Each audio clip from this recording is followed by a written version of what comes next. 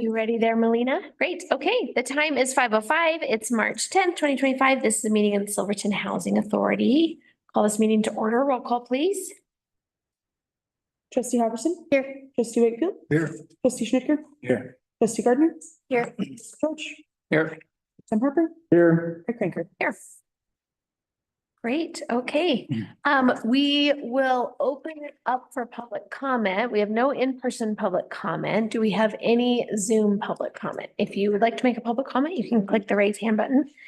We'll promote you to panelist. All right, seeing none, I'll close public comment and we'll move on to approval of the minutes. I'll kick it over to you, Ann. The minutes, nothing. I don't have any questions. I don't have any edits. Anybody have questions on the minutes? Okay, I'd entertain a motion to approve the minutes from February 10th, 2025. So moved. Again. Great, roll call please, Melina. Trustee Hopperson? Yes. Trustee Wakefield? Yes. Trustee Schnittker? Yes. Trustee Gardner? Yes. Trustee George? Yes. Tim Harper? Yes. Ranker? Yes. And then, I do have an agenda revision or request. Oh, great, yeah. So at the end of the meeting, I'd like to add, a quick conversation about requesting funding from the Board of County Commissioners, but that can just happen at the end. Okay, great.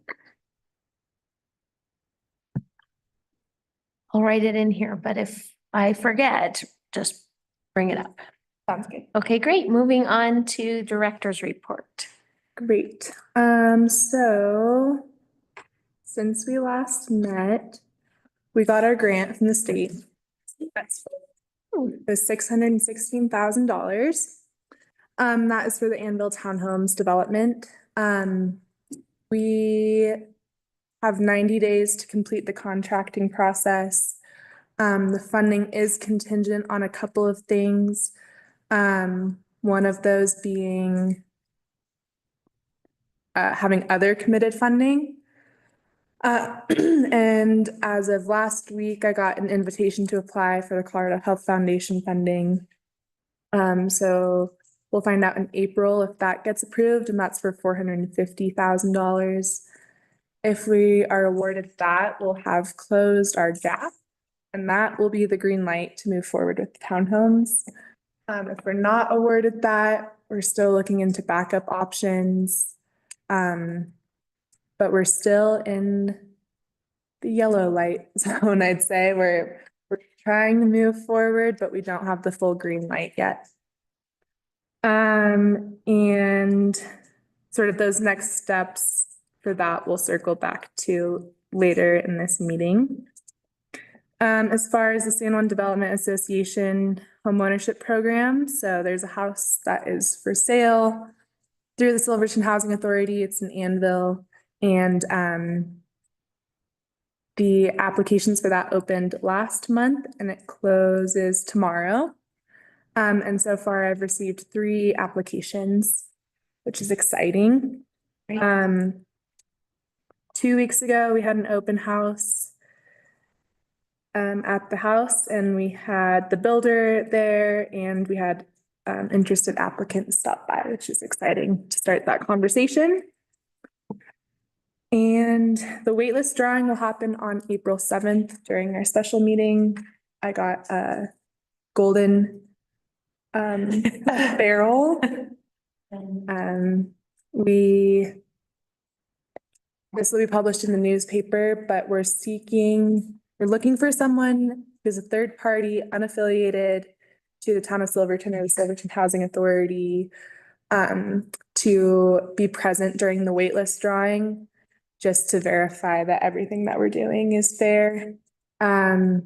So I think the way that we'll go through that procurement will be through the newspaper, unless you all have other suggestions. Cool. And then some of our other projects, I will eventually get to making a pretty list for us of our priorities that we went through at the beginning of this year. I haven't had the time to do that, but that is on my list. And then some of our other major projects, the boxcar apartments, that is on hold. For now, I'll bring it back to you all next month on the 14th during the brownfields prioritization. Give a more in-depth update of where we are there. And then the ADA stock plan is on hold just due to staff capacity. Any questions on the director's report?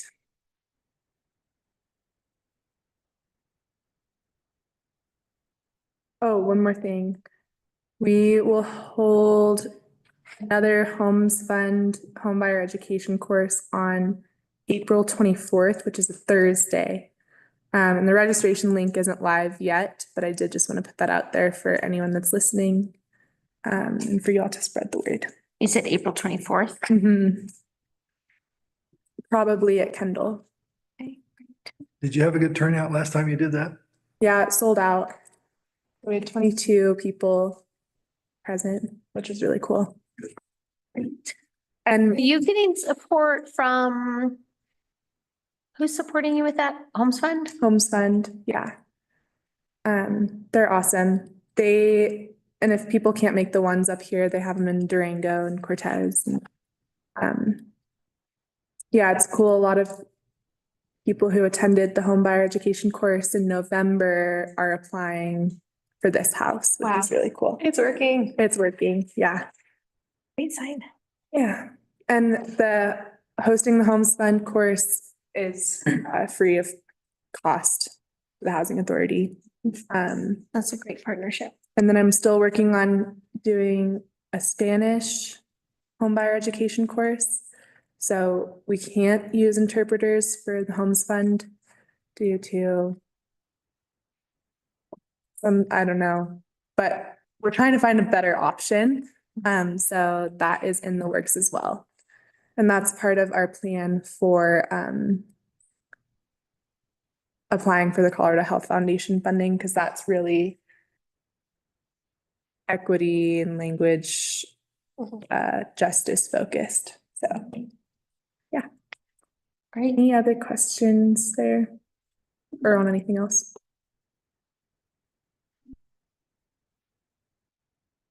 No questions on the director's report? Okay. All right, moving on to agenda item 4. This is a resolution amending the Silverton housing guideline. So in September of 2024, you all adopted the Silverton Affordable Housing Guidelines. It's been 6 months, which is kind of crazy that the whole half of a year has gone by since then. But in that time, just looking through it, using it, and learning through other projects, I've identified some errors in there and then some opportunities to better align these guidelines with industry best practice. And so we adopted this policy to provide transparent, clear rules for both staff, the board, and the public and future homeowners to use to better govern affordable housing in our town. And since and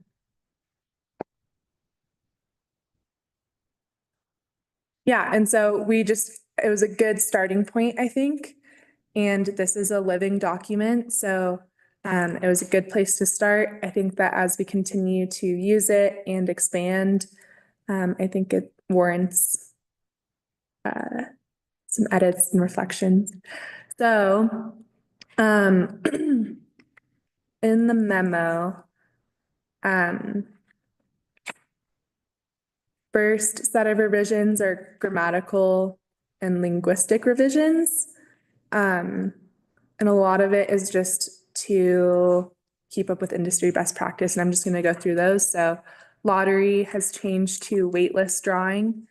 Motive behind that is if someone wins the lottery, this is just generally what people have been noting is that it implies that you are entitled to this house, but we still have to verify that you still are income qualified. You still are pre-qualified for a mortgage. So it just gives us more of a buffer and I think is a little bit more clear. But that again is just industry best practice. Any thoughts on that? Great. Priority entry has changed to bonus entry, so it's a subtle tweak here, but oftentimes when we're using state or federal funding, we have to abide, and generally, we have to abide by fair housing. And that means that everyone has equal opportunity to apply.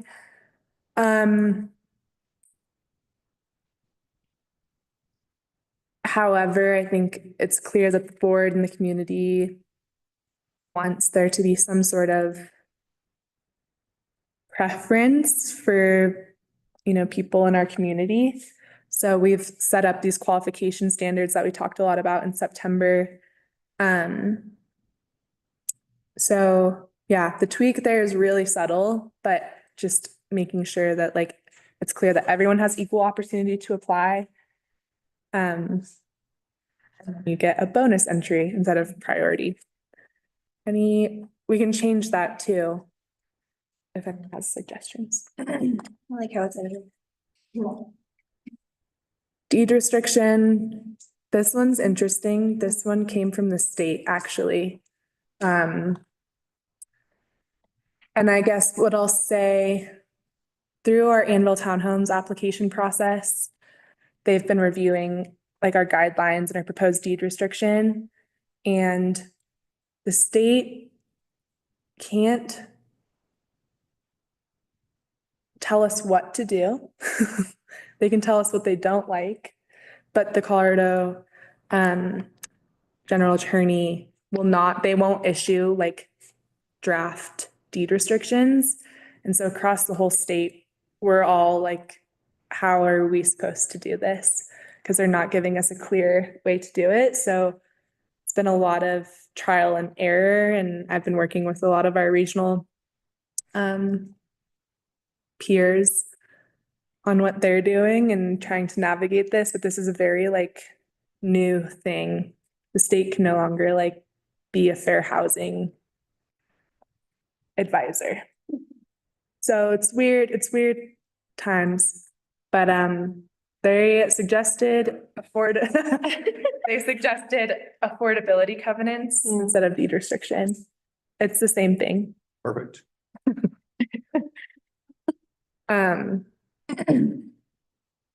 I think I'm still going to refer to it as a deed restriction because it's easier to say deed restricted property than a property with affordability covenants. But if we say affordability covenants, then we got to take an extra 5 minutes explaining to people that that's a deed restriction. Really? Well, that's what we have to do, Tyler. Efficiency. Exactly. Exactly. Great. So those all have been changed throughout the document. The next set of revisions are more content focused. So the first one, we've removed the Town of Silverton Board of Adjustments anytime that they're mentioned in there. The reason why is twofold. Since the new land use code has been adopted, the town board effectively serves as the Board of Adjustments. So that means that the Silverton Housing Authority Board and the town board are the same board. So we had the Board of Adjustments in there in case someone wanted to appeal Housing Authority Board's decision.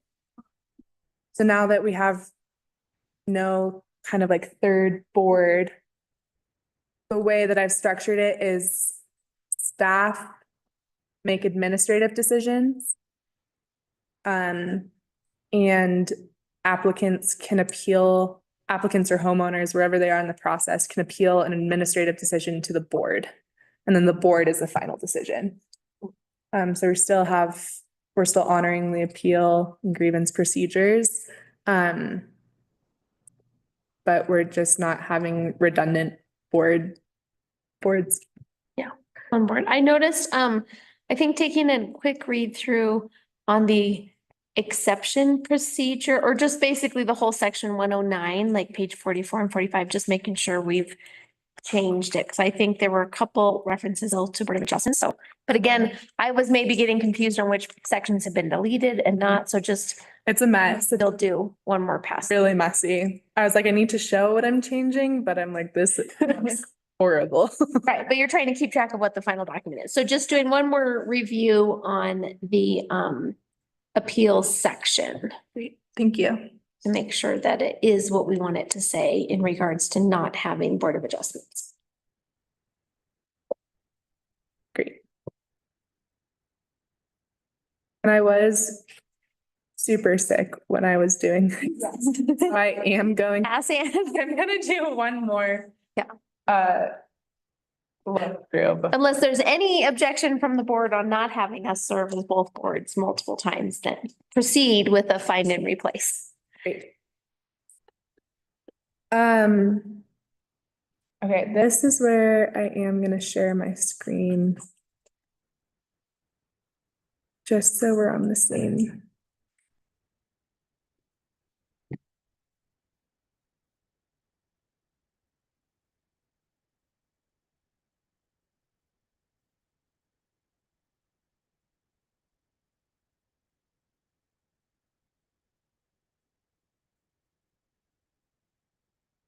Okay, so section 103 is qualification standards.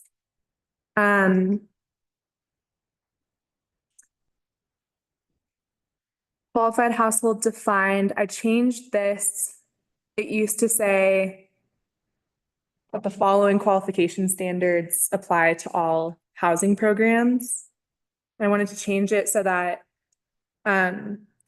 this section is more of a reference for like a housing program to be like, we want this qualification standard, but maybe we don't need this qualification standard. So these are more general, but not applying to specific programs. The programs will specifically call out which qualifications. Because typically the funding source would be specifying. Right. Yeah. And in instances, like, I just think it's important for us to have flexibility. Yeah. In what our standards are for each program, just as we change and evolve and time passes, just best. We have different scenarios, we have different types of properties, we have different types of units, yeah. These are kind of like the menu of things you could pick from. Yeah. So I deleted, that said, I deleted the employment standard. So that said that you either had to be employed by a business licensed and registered and located in San Juan County or qualified, retired, or disabled. This is required by the state. We kind of had this discussion before about like, well, we might be able to give bonus entries, Yeah. but we can't necessarily like precipitate application on this. And then it's really hard to define retirement without using an age. Right. Because you can't discriminate based on age. And so I was like, I can't figure this one out. So we just cut it. And the way that we're working around this, I mean, we're fully honoring this. Yeah. But we're giving bonus entries to people who are employed in San Juan County or are retired or disabled, which I've changed retired and disabled to resident. Yep. So doing our best here, but again, everyone has to have access to these programs. Anybody can apply if they meet certain qualifications, but those qualifications can't be certain things. Yes. And then the other one I deleted, and I'm happy to change this, was the minimum household size. And so this was saying, there was a table, but it's saying your household has to be a certain number of people, or you have to promise to rent it out. And the thought there was that if all this money is going to one house, we want as many people as possible to benefit from it.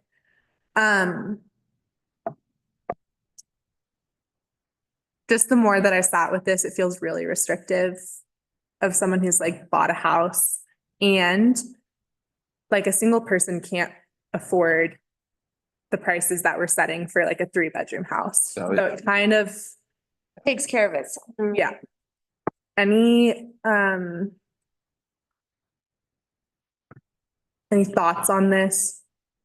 This one isn't clear, wasn't a clear, like, we need to cut this. This was more like, I think it does a good job balancing itself.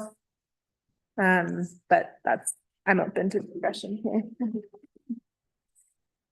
Yeah, thoughts from the board. I mean, we had a lot of conversations around this, and I know originally with the employment piece, and you kind of came to us and said, look, we can put this in here for now, but we might have to remove it based on fair housing guidelines. But thoughts from the board on the household size or the other qualification piece? Like if we cut it for now, can we always go back and review if we end up seeing that it's misused or like, Well, it's, I think so. Yeah, because it's not like someone who's like really wealthy could come in and buy a house because there's the income. right, yeah. Mhm. So it's priced at 1.5 people per bedroom, which is so confusing, but the reason behind that is because like technically you can have a 1-bedroom house, but a 2-people household can buy it, but they can afford more than a 1-person. But at the end of the day, like when we're budgeting these projects, like we don't know who's gonna buy it, so we need to know what our sale price is gonna be in order to know what we're gonna make. And that's industry best practice. It's so confusing and I hate explaining it because it doesn't make sense, but yeah, like a 3-bedroom house would not be affordable to a 1-person is it easier to say it this way, that when we Right. set, per our sale price calculation. right, our sale price calculation takes into account occupancy, kind And of, how much money they, and how much money household of that size can make. Yep. And so therefore, the sale price that we're setting is in effect limiting the household size or dictating the household size to an extent. Mhm. Yeah. So. Yep, okay. And then another one that I changed was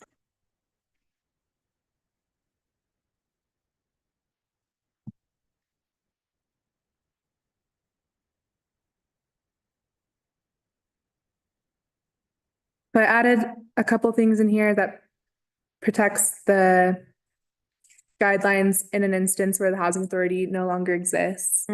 Because these are how people use these. So in the event that that happens, the housing authority will designate someone, either the town or the county or another party to enforce these guidelines. Really smart. Yep.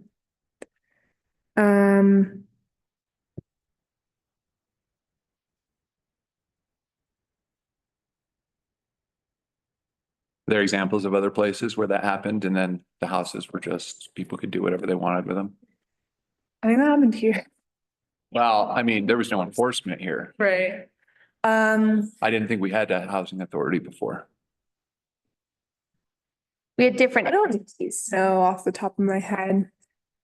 Hmm. But it's the same thing in our deed restrictions. The housing authority will always have an assign or designee to enforce. Right, very good. Good. Oh, here it is, great. I changed, under section 102, general affordable housing program goals. I changed it from the primary goal of housing of the affordable housing programs is to provide quality affordable housing for residents who make a living primarily from presence required employment. Two, the goal is to provide housing to residents who are otherwise priced out of the housing market in Silverton. I don't know if this feels okay, but I did want to get rid of the employment requirement here. We feel comfortable with this language as the primary goal. I like that. I think it's more clear and direct. Yeah, It's it's like pretty- really what our This is- objective with this is. Yeah. Yeah. I mean, when I think about what we're doing every day is that like the housing market is not producing affordable housing, so someone has to, and that's why we're here. I think. Oh, the last one is.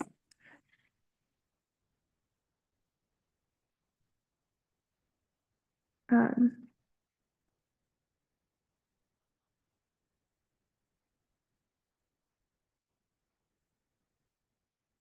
I think it's under section Is it the 111. sale price one?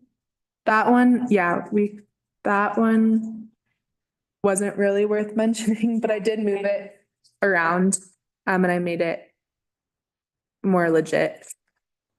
Sorry, this document is tricky to move around. Oh, I didn't mention this in the memo, but the last one was originally, I think it's in section 111. The town board would have to recommend revisions to the housing authority board. Hmm. And I don't know why that was in there. We don't need two boards.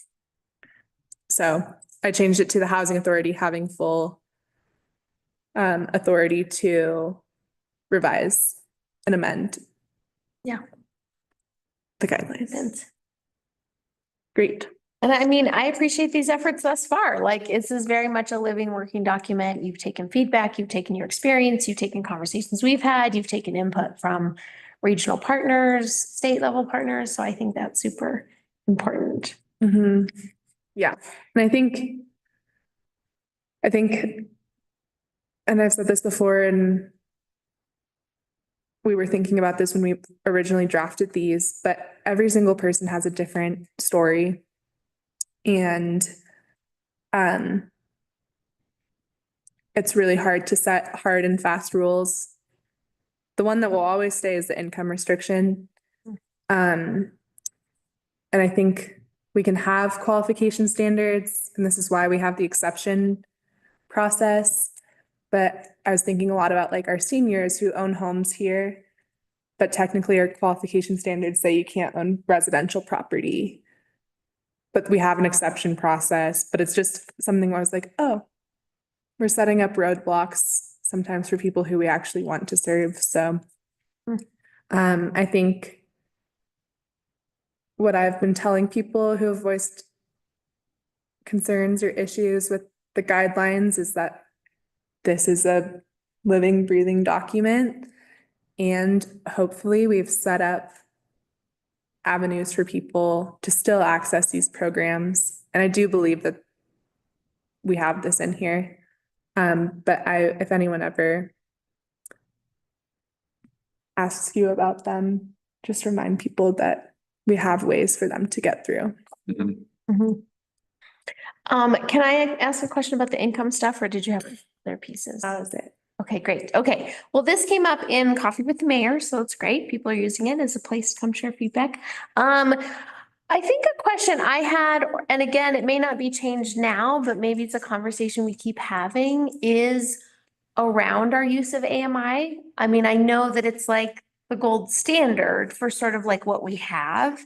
And it's, produced by the state, produced by HUD, like stamped as this is what it is for our county.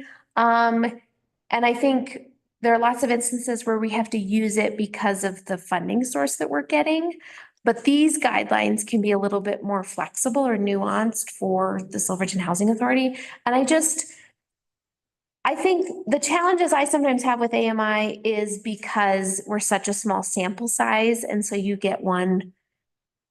You see changes in gentrification and AMI doesn't accurately capture people's incomes that we're really trying to target. And so that's, I guess, the question I sort of had is, as we think about what we have on the Housing Authority website around income and affordable rentals, or what we have when we're talking about income categories and sale prices.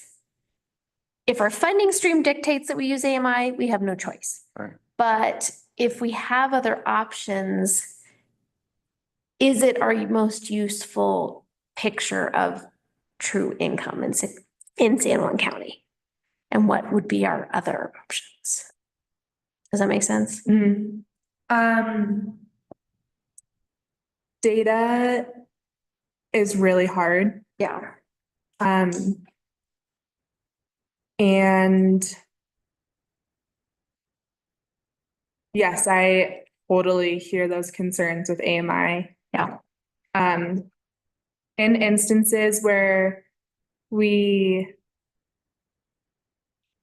aren't using state or federal funding, I mean, I truly cannot imagine an instance where we are not relying on outside federal funding. Yeah. And even other funding sources use AMI. Like the Colorado Health Foundation uses the federally produced AMI.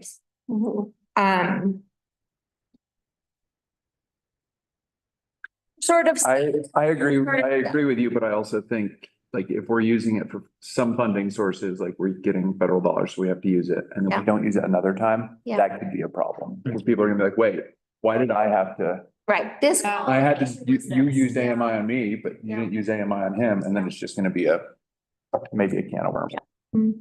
Yeah, I think, we can always make our sale prices and our rental rates lower than the maximum. So like our townhomes are actually priced at,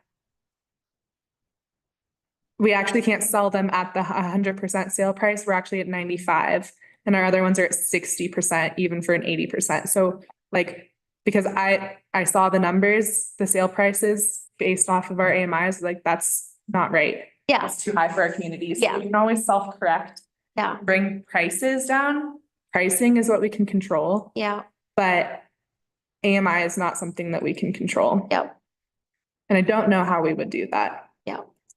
Yeah. I I mean, can look into it. we could do our own income survey, but again, if it's not the survey that we're really allowed to use in a majority of our projects, then it's only helpful. I mean, again, you can picture the scenario that I'm worried about, which is our AMI says our community can afford higher rents and higher homes than they actually can.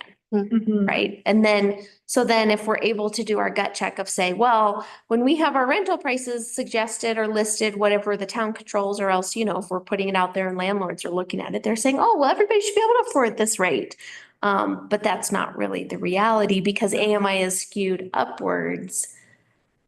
Then we're kind of, but yeah. I mean, were people talking about the rental rates specifically? Yeah. Totally. Those are high. Yeah. Yeah. But like, you can ask anyone who's tried to rent a home in Silverton this year for the price they want, and they can't find people because people can't afford it. Right. Like, Right. this is what we're saying. People can afford technically, but like the market will select. And that's always written in our deed restrictions is like, hey, this is how you calculate what you could sell this house for in the future. This is not a guarantee that you'll be able to find a buyer. Yeah. That the market will be that. Yeah. So I totally hear the concerns.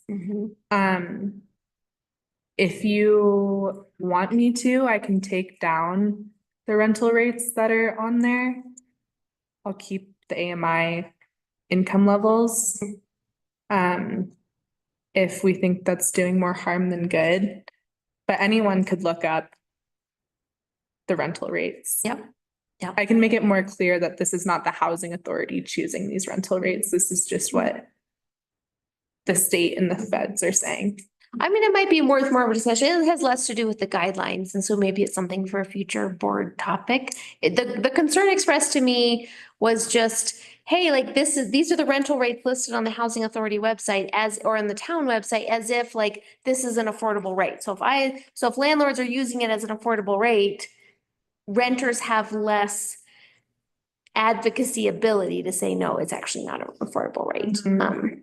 But I think as maybe we do more rental, renters' rights, renter education, that stuff could come too. So I don't know. I'd be curious if other people hear comments like that in the circles that you guys are in. What kind of rental information we have out there. Because again, a lot of our for sale stuff that we're doing right now, which is most of the stuff we control, you have to use AMI or we set the prices. So this was more in particular to the rental rates that are put out there. I don't know, thoughts, or put it on a future meeting for discussion, or that's priority level 10 because we've got these other 8 things that we're working on. I think so I guess my question is like, has there been a time when a landlord has used our rates to jack up? This was communicated to me. Yeah. That referencing that idea. Like, look, this is what Yeah. saying. I guess I'm wondering, is this like a concern or has it been a problem, and like the valuation of where it needs to be discussed? Maybe if you just hear from people that are renting, if you hear from people that. I mean, like the definition of AMI means that at the 100% AMI level, like 50% of our community Cannot afford this. is earning less than that. Yeah. So like, I think that's an important message to accompany that. If people are concerned about landlords raising rates, then, if they want to be affordable, they need to be really beating those 100% AMI rates, not matching them. So a statistics class is kind of. Yeah. I mean, like the rental rates are based on someone earning exactly 100% AMI. Like there's a big gap between 80% and 100%. So like landlords need to know that like only so much of our population can Is actually Yeah. in that little sliver. Yeah. So, I mean, I could do better messaging. I don't know. I just said I would I check. totally hear that. And I'm like, oh, I'm sure I understand why that would be interpreted as that. Yeah. I don't know. All right. Well, moving on. I think that this is what we have. Well, and there's also, you can't message any further. It is what it is. Right. And the market Market dictates. will tell, yeah, exactly. We don't have affordability covenants for any rentals. So right now it's what it is. And there are certainly issues in the rental market here, but right now I think we have focused on these projects. So that's kind of where we are. Yeah. Okay, thanks, Anna. That is all I had for the guideline revisions, unless anyone wanted to speak to anything. Comments from where we kind of netted out. I mean, we've had a lot of really thoughtful discussions on this. I think there were a lot of kind of strong opinions on residency, employment, all those kinds of pieces. So recognizing what the guidelines are from the state, does everybody feel okay with where we're landing? That entry is pretty much open to anyone that meets the income qualifications, but bonus entries, your statistical likelihood in the waitlist drawing could change based on some of the priorities that the board set. And I think you've done a good job at taking like our long discussion around attention and making it work under the state's guidelines. Yeah. Everybody feel okay with where we're going?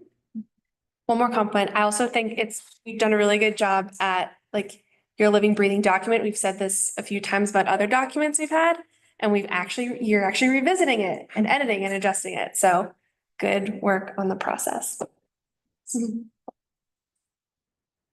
Okay, do we need a motion to make these changes? Yeah, so it'll be through a resolution. And the language is in the memo. I'll make a motion to adopt resolution 2025-02, a resolution of the Housing Authority of the Town of Silverton to amend the Silverton Affordable Housing Guidelines. Second. Roll call, please. Trustee Halverson. Yes. Trustee Wakefield. Yes. Trustee Schnitger. Yes. Trustee Gardner. Yes. Trustee George. Yes. Mayor Pro Tem Harper. Yes. Kringer. Yes. Great, thank you, Anne.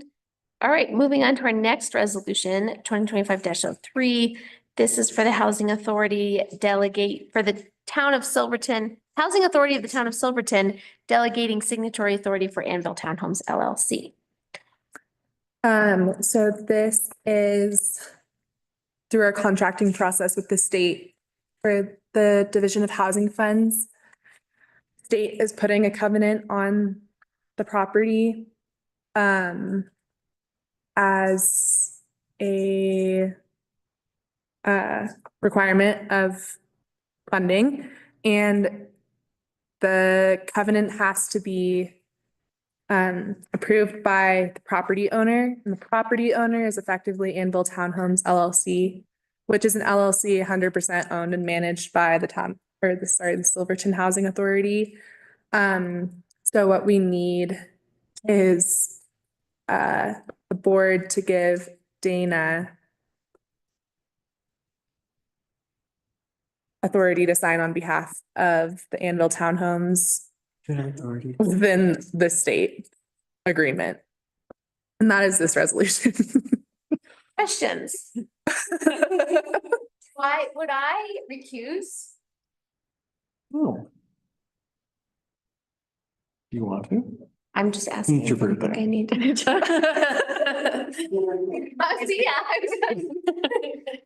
Think I should.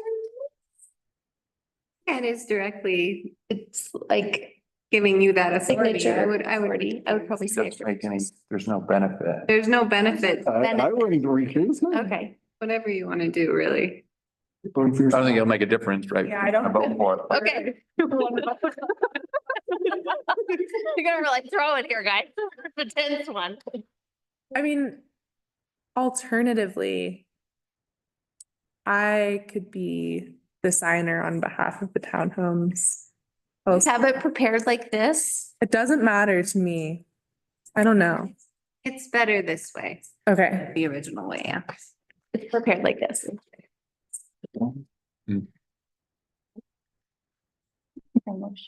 Do we need a, yeah, we need a motion? Mhm. Oh, I didn't give you a memo. Sorry. You could probably just make a motion based off the resolution. The Make a mo- title. I'll make a motion to approve resolution number 2025-03, a resolution of the Housing Authority of the Town of Silverton of delegation of signatory authority for Anvil Townhomes LLC. Second. Right, roll call, please. Trustee Halverson. Yes. Trustee Wakefield. Yes. Trustee Schnitger. Yes. Yeah. Can use my stamp. Yep. Pro Tem Harper. Yes. Yeah. Use my stamp. Thank you. Great. Okay, and then you wanted to add the last piece, right? Which is Yep. conversation regarding funding request to the Board of County Commissioners. So, part of the, contracting process with the state, they need the final legal descriptions of the properties to put the covenants on them. We don't have those because the lots aren't subdivided yet. And so what we need to do is to go through a simple subdivision process. We've been speaking with a company to do this for us. And that'd be platting, going through the planning process. And I don't have a contract with a revised scope of work to present to you right now. But since we need to get the ball rolling, I am requesting direction. I don't know what the price will be. I know it'll be less than $13,000, but I'm not sure exactly what it is yet. So I'm seeking direction to go request funding from the Board of County Commissioners for up to $13,000 for the planning approval process for Anvil Townhomes. And we do not have money in our budget to do this. Yes, then that sounds great. Great. Any opposition? I don't think you'll face any opposition. from us. So just Staff direction, your directive. great. Cool, great. That is all I had Okay, this meeting. With the note that our next meeting will be April 7th with, with the waitlist drawing. great, yeah. All right, well, the time is 5:50. I'm gonna adjourn the Silverton Housing Authority meeting and we'll reconvene for our regular meeting or work session at 6 o'clock. You all have some food.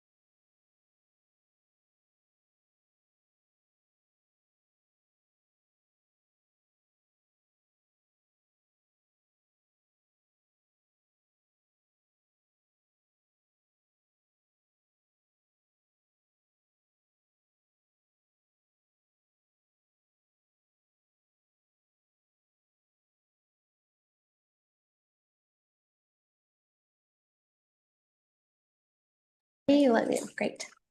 Okay, the time is 6:06 and this is a work session for the Board of Trustees. We're going to be hearing about the Brownfields project. So I'm going to kick it over to staff. Sweet, thank you. So as you all know, the town received an EPA Brownfields grant to support the environmental assessment and cleanup sites in Silverton. Our last community brownfields update was the project kickoff over the summer where we introduced Ramble to the community and outlined the project scope. So since then, we've been working hard on environmental assessments of the Boxcar apartment site and the Lackawanna Mill. So here to provide us with an update on the project findings are David Hines and Kit Carson. So thank you guys for being here from Ramble. And then just to note, we will have an additional work session to talk more in depth about next steps and site prioritization in April. So as you guys are hearing from Ramble tonight, just keep that in mind. So with that, I'll hand it over to you guys to kick us off.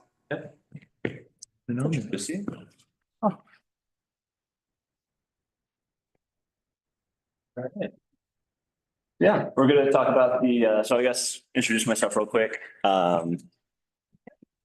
Kit Carson, been with Ramble for close to 10 years now and have a geology background, a couple degrees out Midwest, but moved out to Colorado about 6 years ago and been working on a range of projects. And now it's been kind of a mix of mining and brownfields work. So this has kind of been an awesome opportunity.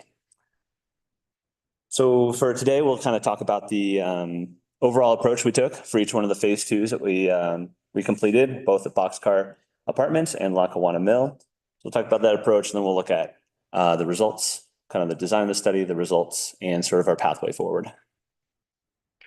Before jumping in, just a quick background about phase two environmental site assessments, or ESAs. All these are completed typically based off recommendations from a phase one, your environmental due diligence, where they try to identify RECs, their recognized environmental conditions. Typically, this is where you have a potential threat or an actual threat to human health and the environment. So if we've identified one in a phase one, you'll typically kick off a phase two. And a phase two typically involves soil and groundwater sample collection, could be air monitoring, just depends on the type of media involved in the project. And so you'll submit those to a lab, you'll get the analytical data back, you'll screen those against different regulatory criteria. And that will, based off the results from that kind of guides whether cleanup is necessary and sort of next steps towards redevelopment. And so phase two is a critical part in that step.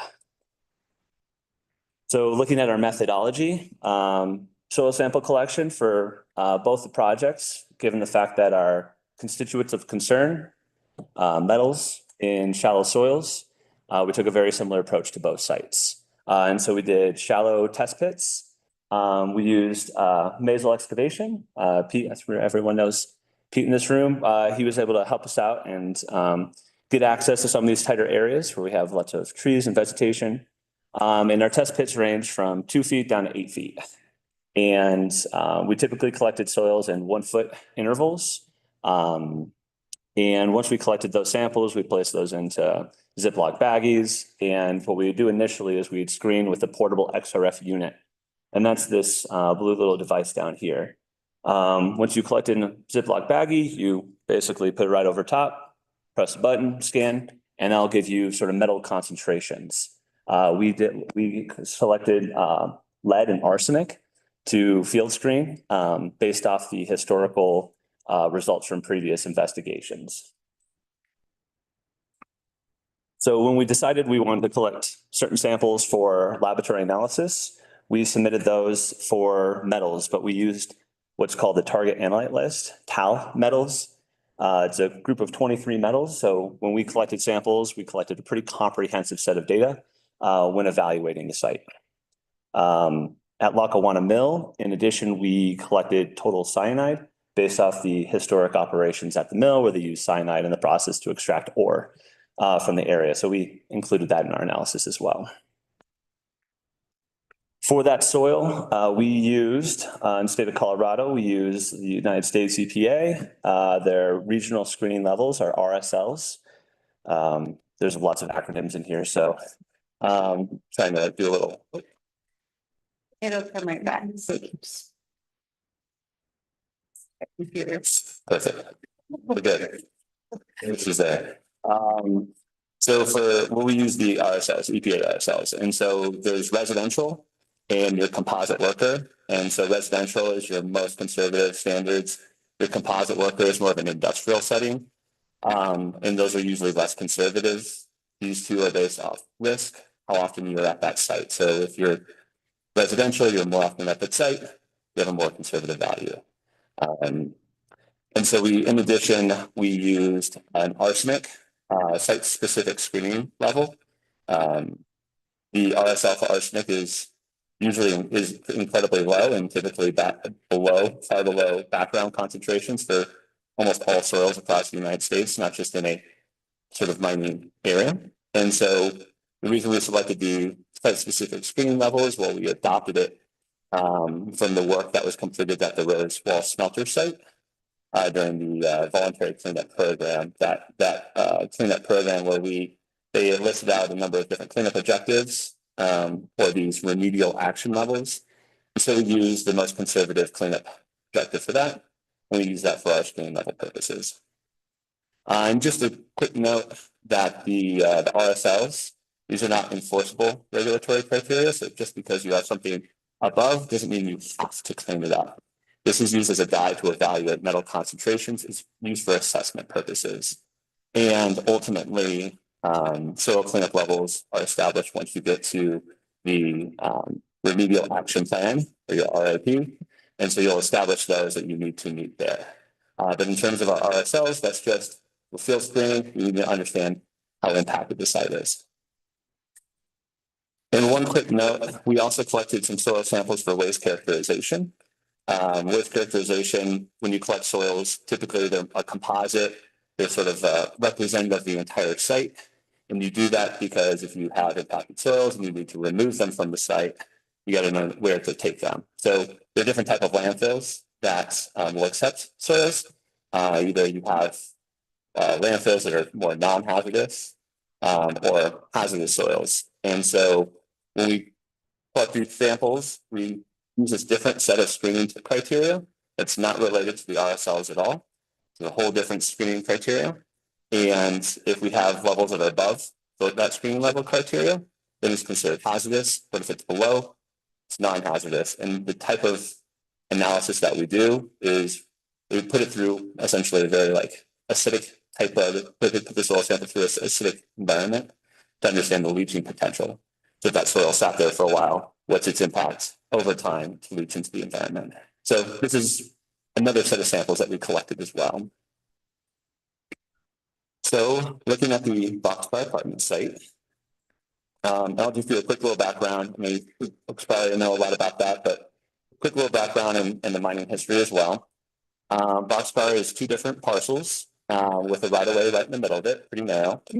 It's located next to the Anvil Mountain Apartment Complex. And this was located fairly close to the historic smelter site in the area, which was constructed back in 1882.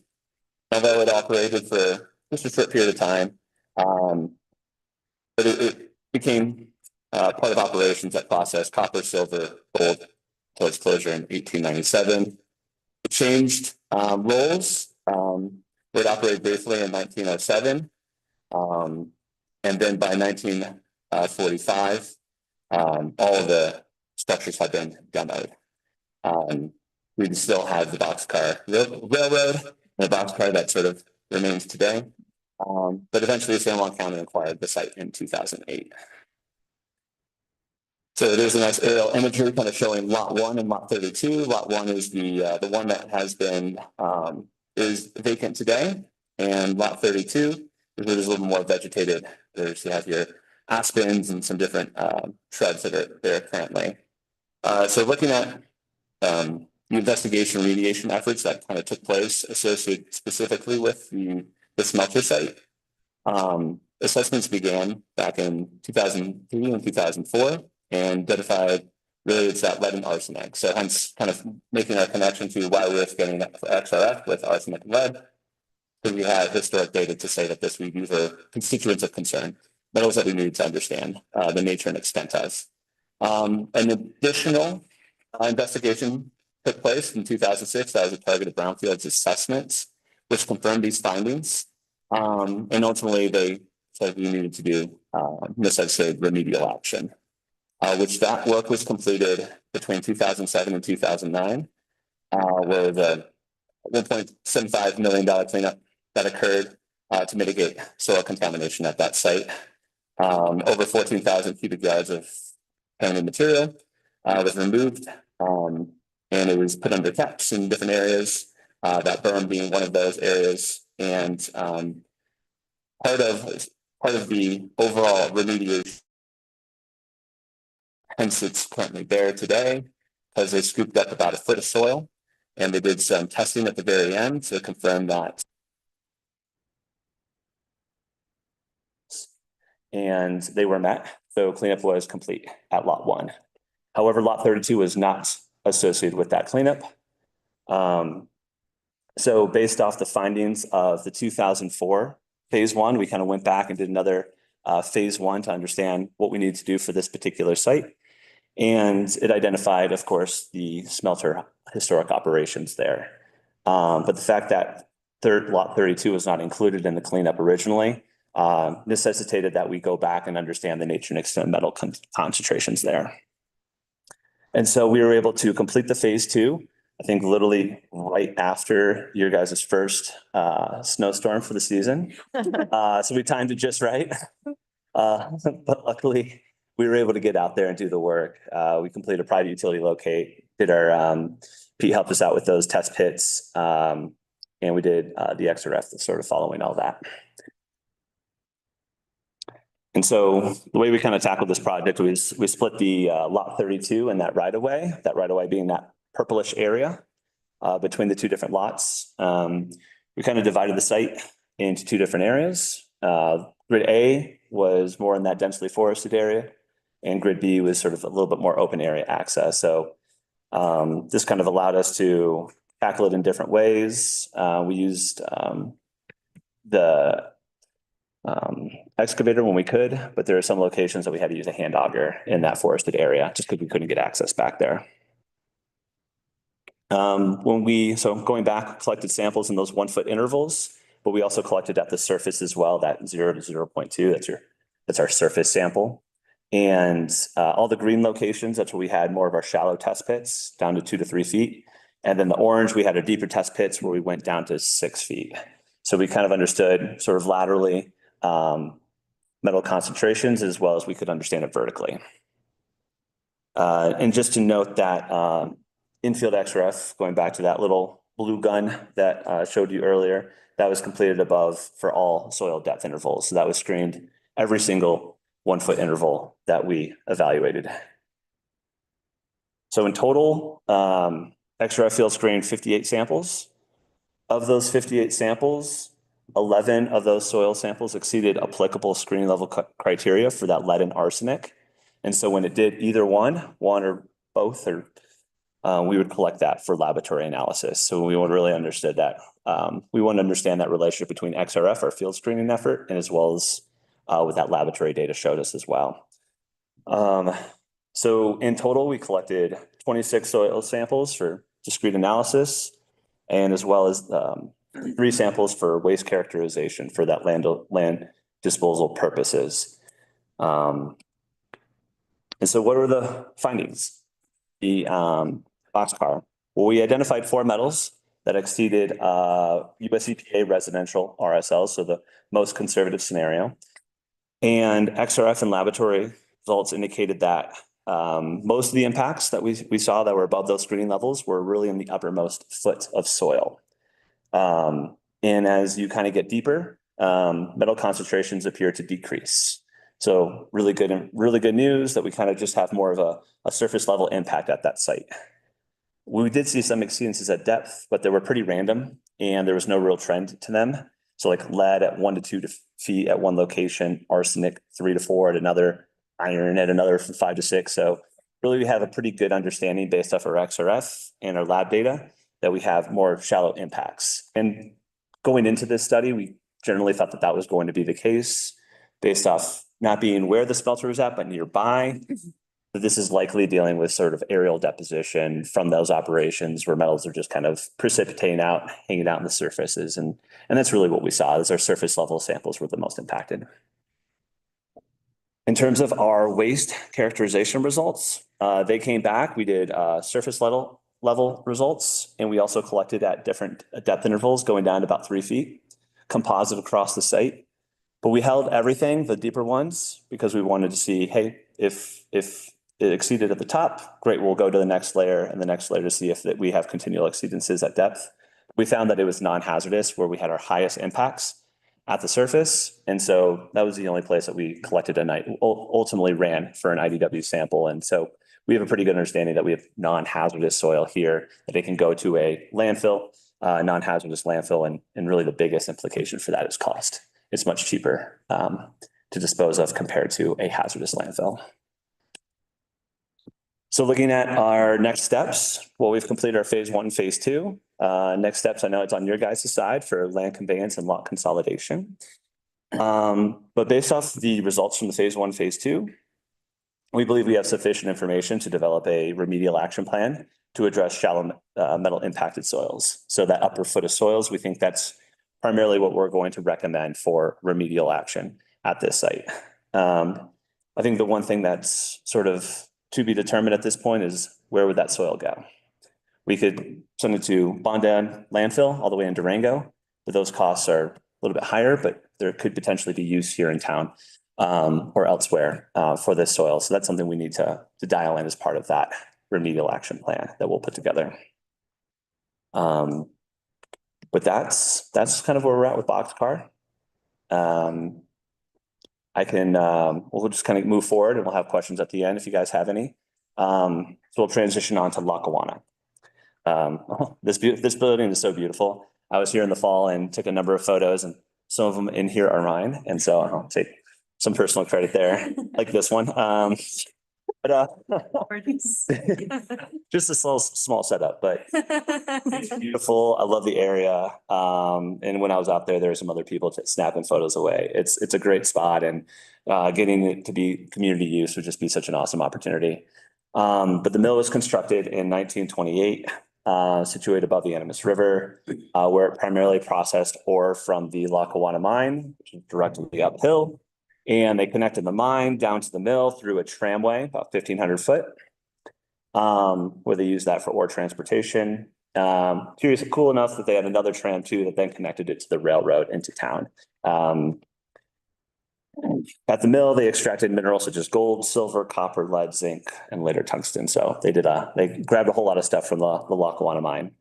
And the ownership passed to the town in 2000, and it's been used for recreational purposes ever since. Taking a look at the investigation, some of the historical results from the area. Prior to acquisition in 2000, a phase 1 was conducted in 1991. And the results from that phase 1 indicated that there was no RECs, so those recognized environmental conditions. However, concerns were noted about unremediated tailings across the site and in sort of the riparian zone along the Animas River. In addition, there are some hazardous substances previously historic milling operations, cyanide. I mentioned that earlier in the presentation. So there was about 5,000 to 10,000 cubic yards of these tailings were ultimately removed to an offsite repository. They didn't touch a lot that was sort of down gradient from the mill. That's because of stability. You can kind of see it out there right now. There's a little bit of a gap in the foundation and where things are at. So they didn't touch that particular area. But a lot of the metal impacts were assessed and evaluated as part of a 2006 TBA led by the CDPHE. And they collected mostly surface samples with very, very few subsurface samples. And they identified a whole slew of metals that were above residential soil screening criteria. And the list is on the screen here. In addition, they found a little bit of diesel from probably a 2,000 gallon AST, above ground storage tank that was out there previously, but it was pretty minor and pretty limited. So we conducted the phase 1 We identified the one wreck, which is essentially the historic, on two.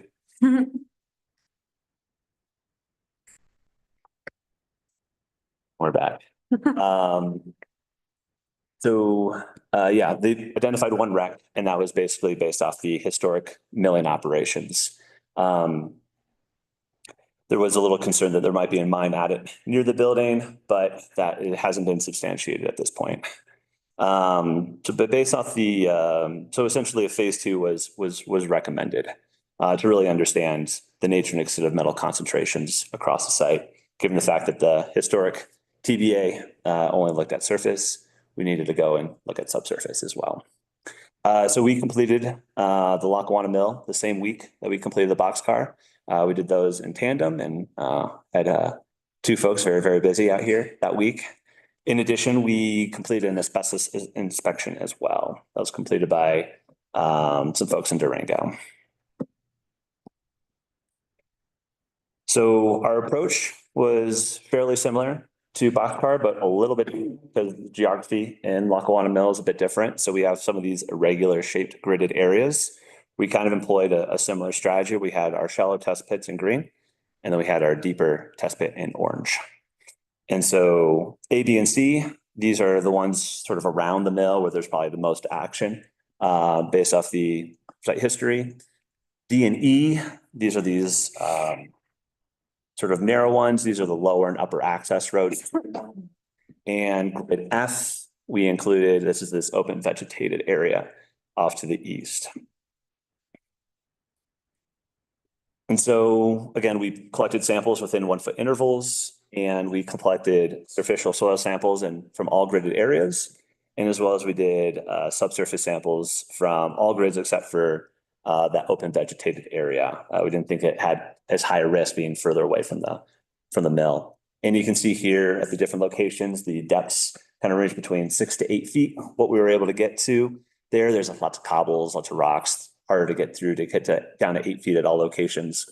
And then we also collected different samples at different depth intervals. And these depth intervals were selected. We wanted a shallow sample, and we also wanted a deeper sample. And this is all based off XRF screening. So we screen these in the field and we go after the most impacted zones to understand, again, nature and extent. We also collected some composite soil samples for waste characterization, did a few more around the mill, and then we did one sort of along the access roads or the access roads. So findings. Here we used composite worker RSLs instead of residential, primarily because it's community use, recreational use. People aren't going to be living there, eating there, doing all this kind of stuff there. It's a little bit lower risk. And so based off that criteria, that screening level criteria, we had 3 metals that exceeded: arsenic, lead, and cadmium. And again, arsenic, lead are becoming a theme here. So for our superficial samples, we noticed that lead and arsenic exceeded near the mill, but they did not exceed along those open access roads. So that's kind of gave us an understanding that you're closer to the mill, you got some impacts. Further away, no, you don't have as much impacts. And then in terms of subsurface, we identified the impacts near the mill. West and south of the mill, impacts were observed in the upper foot. So very similar to boxcar, kind of in that upper foot area. But east of the site, and I'm just going to go back here real quick for you guys. These 2 locations, this is where we had about 1 foot of impacts for these different metal constituents. But over here, B, and B is located sort of between the mill and these access roads. There's probably a lot more historic operations going on in that general area. And this is where we had pretty significant impacts of our 3 main constituents here. And you'll see in the screen, this is one of the test pits that we put to get or dug out. And you have sort of your normal soils, brownish here. You get into this yellowish layer, and then you kind of get into this dark brown layer. Well, the most impacted one, sometimes color helps us. Sometimes geology is really nice in that regard. And this yellowish layer is the impacted layer. This is likely some sort of sulfate mineralogy. This is part of the mine waste, presumably mine waste. We don't exactly know what caused it, but looking at the chemistry, this is likely some sort of copper, lead, or zinc sulfate minerals that are precipitating out, and we have a huge layer there. And so that was unique to the results of the site. And this yellowish layer, you see how we have the 5 different smaller test pits, and the orange, the deeper one, that layer was observed in all of those locations. So it was a little bit more expansive in that area. Generally, our XRF and our lab results paired up very well together. However, arsenic, when you had higher levels of concentrations, the XRF and the analytical didn't quite play well with each other. There is sort of a known interference that arsenic and lead can cause with using the XRF unit. But this likely is result of some sort of interference there, or just natural soil heterogeneity. If you go out and grab some soil and put it in the pile and grab another one, the concentrations are probably going to range fairly substantially, potentially, and especially when you have areas of higher impact. Looking at waste, our waste samples was actually interesting. Our superficial soil along the access roads, that was actually hazardous for lead. And the superficial and subsurface soils around the mill, that was hazardous down to 2 feet.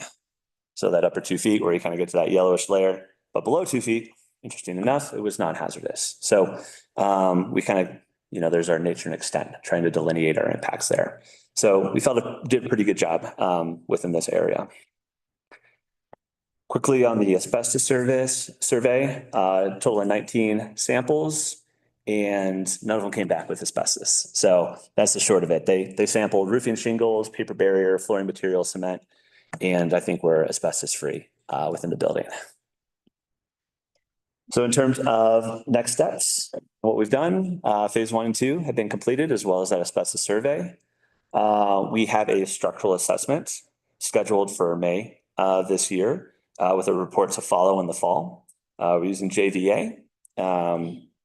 Architects, they have a really resume, and I think they're going to do a really good job for us.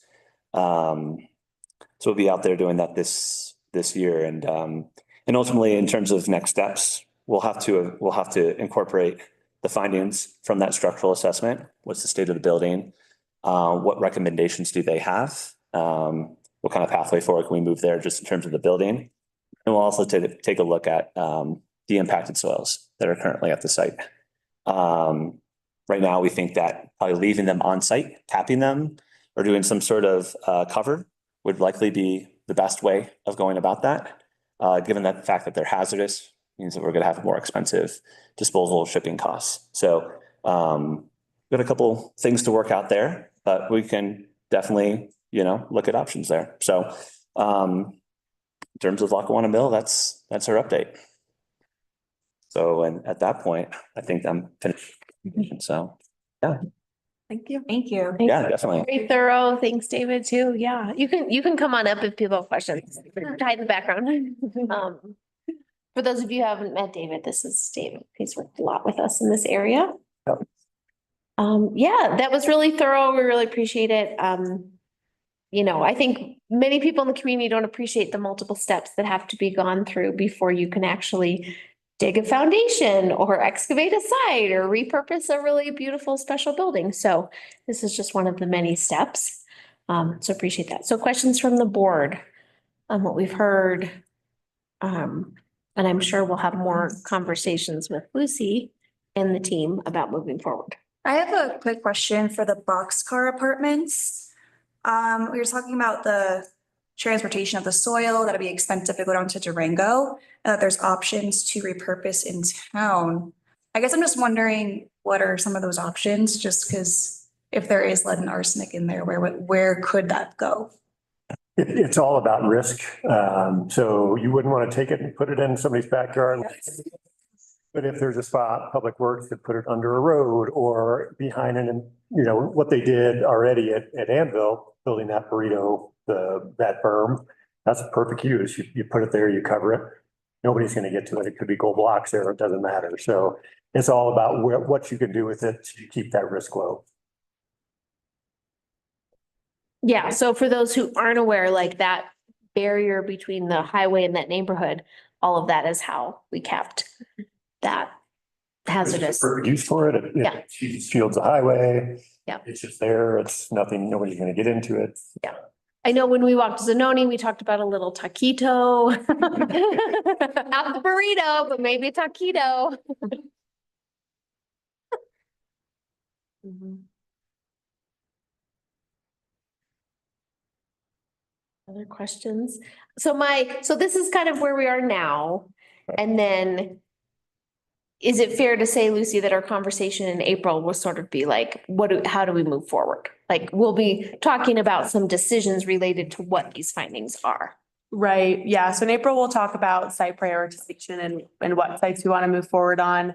But the next steps, like Kit mentioned, will be like the remedial action plan, where Ramble works to create a plan of next steps. And so what we'll talk about in April is do we want to move forward with that for the boxcar and the Lackawanna Mill or not? Yeah, and we have some sense of cost. Yes. Needed to that. Yeah, we'll have, Ann and I will both present on costs related to the boxcar site. And then we'll know more about the Lackawanna site once we get the structural assessment back and recommendations from that. Report. Yeah, so we won't be talking as much about Lackawanna in April. It'll really be talking about kind of cost and remediation and how or if we want to move forward for the boxcar site. Right. Mm-hmm. Other questions from board members? You fill the pits back in when you're done. Yes, we did. And the next geologist is gonna be like, what happened here? It's all gonna be mixed up.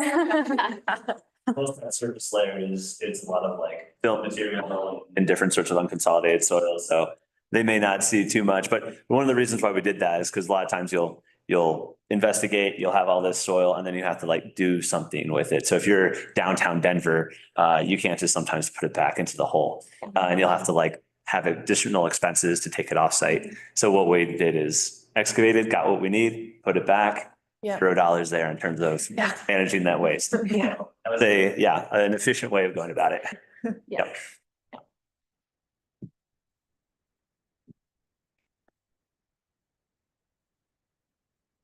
No other questions? Wow, well, very thorough then. Got it. It was, very thorough.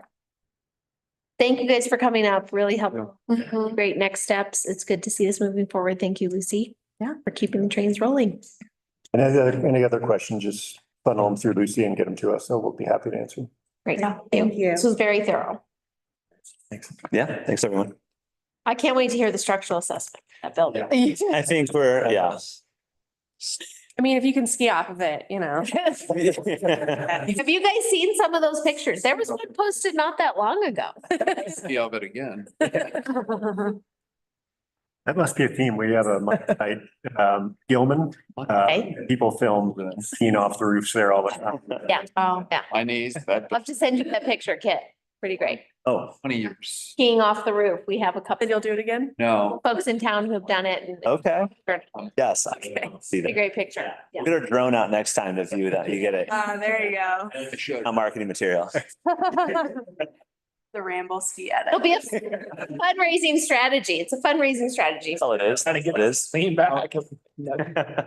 Thank you, guys. Any other questions from the board? I guess like maybe this is more for Lucy, but if there's major like remediation to do over at Lackawanna, we're gonna have to put a bridge back in to do that.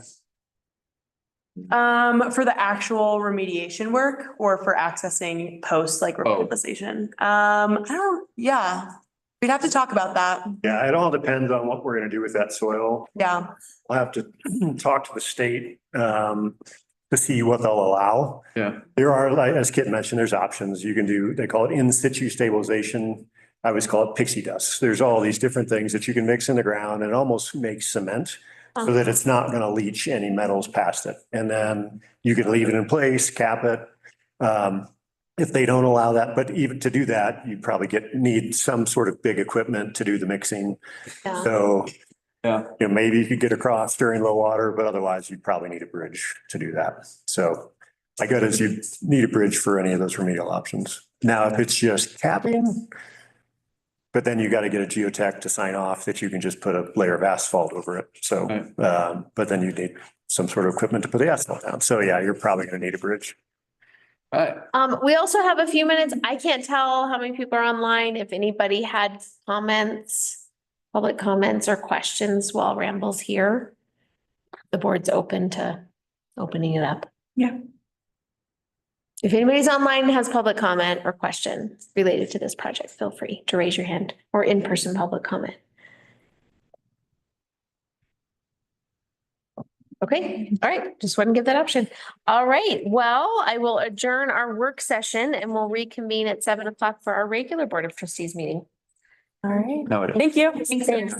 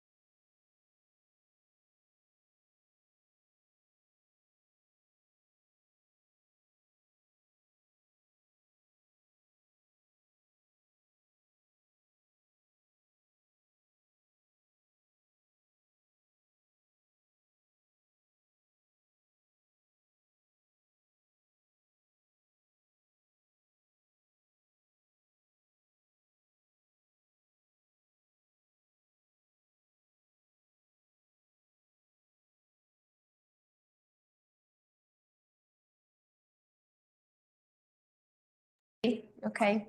What's your last? For what, the DX Pro or what? Mhm. We gotta do the. Oh, 1,500 grams. those who want, we'll do pledge of allegiance. Pledge allegiance to the flag Of the United States of America and to the republic Stands one nation. under God, God. indivisible, with liberty and justice for all.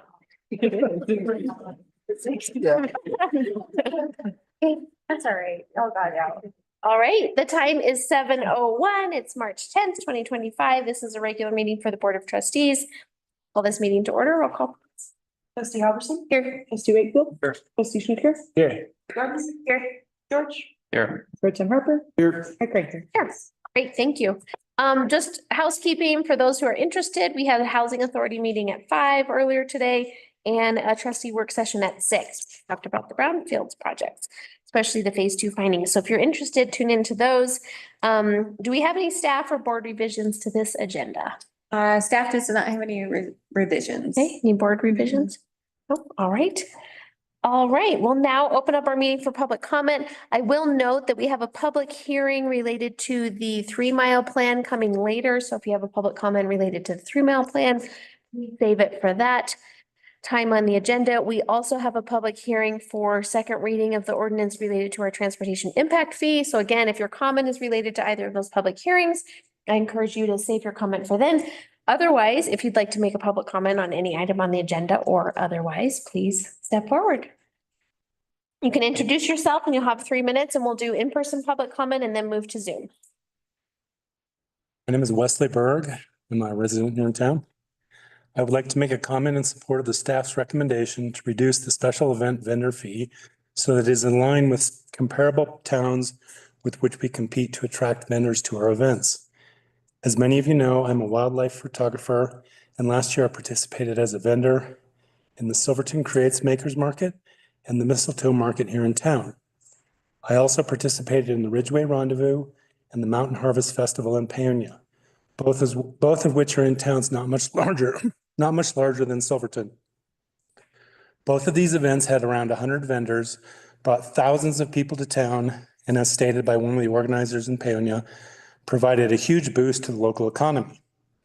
It takes time and effort to build big, well-known events like the Ridgeway Rendezvous, which is in its 39th year, and the Mountain Harvest Festival, which was started in 2001. Growing events like these and drawing big crowds requires vendors, both local and regional, many of which are unlikely to risk participating in a small market like Silverton if the cost is high. For a one-day market, an artisan vendor may only generate a few $100s in sales. Factoring in booth fees, cost of goods, sales tax, tent, other equipment, travel, lodging, and time, many small vendors barely make a profit. As a result, even the $55 one-day vendor fee can represent a significant hit to the vendor bottom line. It is my hope that we can continue to build events such as Silverton Creates to provide the sort of economic and cultural impact that the Ridgeway Rendezvous, Mountain Harvest Festival, and other regional arts festivals provide to many of our neighboring towns. To enable us to do so, I hope that you will consider reducing or eliminating the special event vendor fee. Thank you. I would also ask, if I may, Carrie Metzler wanted to be at this meeting and make a comment. She has friends in town, couldn't make it. She sent me an even shorter letter, and I'm going to ask you if I can read her letter. Any objections? Go for it. Thank you, Wes. Okay. This is her. I, Carrie Metzler, am writing this letter to the town board in regards to the vendor fees that have been instituted the last couple of years. I organized the Christmas Bazaar, and that has been going on for as long as I have lived here, which is 34 years. The town board for years waived the vendor fee. Several years ago, the town board at the time instituted a $35 vendor fee for a one-time event, and I've slowly watched the number of vendors dwindle. I used to be able to fill the Grand Imperial with between 20 and 25 vendors, and since the vendor fee this year I had 6. My vendors are just small-time crafters, but hope to be able to make their money back. And it just hasn't been worth it to them the last couple of years to even set up. Most of us don't even make that much. I would like to see the town board waive the vendor fee again, and if not, the Christmas Bazaar may not happen. Thank you for your consideration in this matter, and I appreciate the hard work that you do. Thank you. Do we have any other in-person public comment? Yep.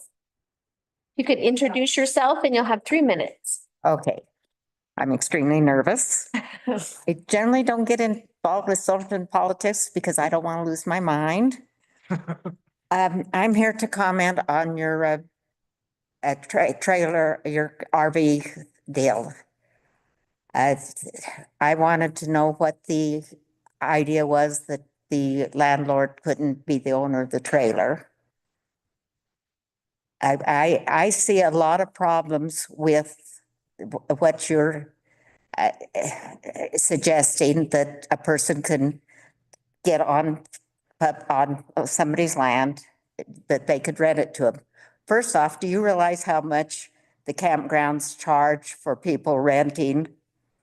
And don't you think that's going to be a problem? I remember when I've been a longtime resident of here, although I was gone for several years.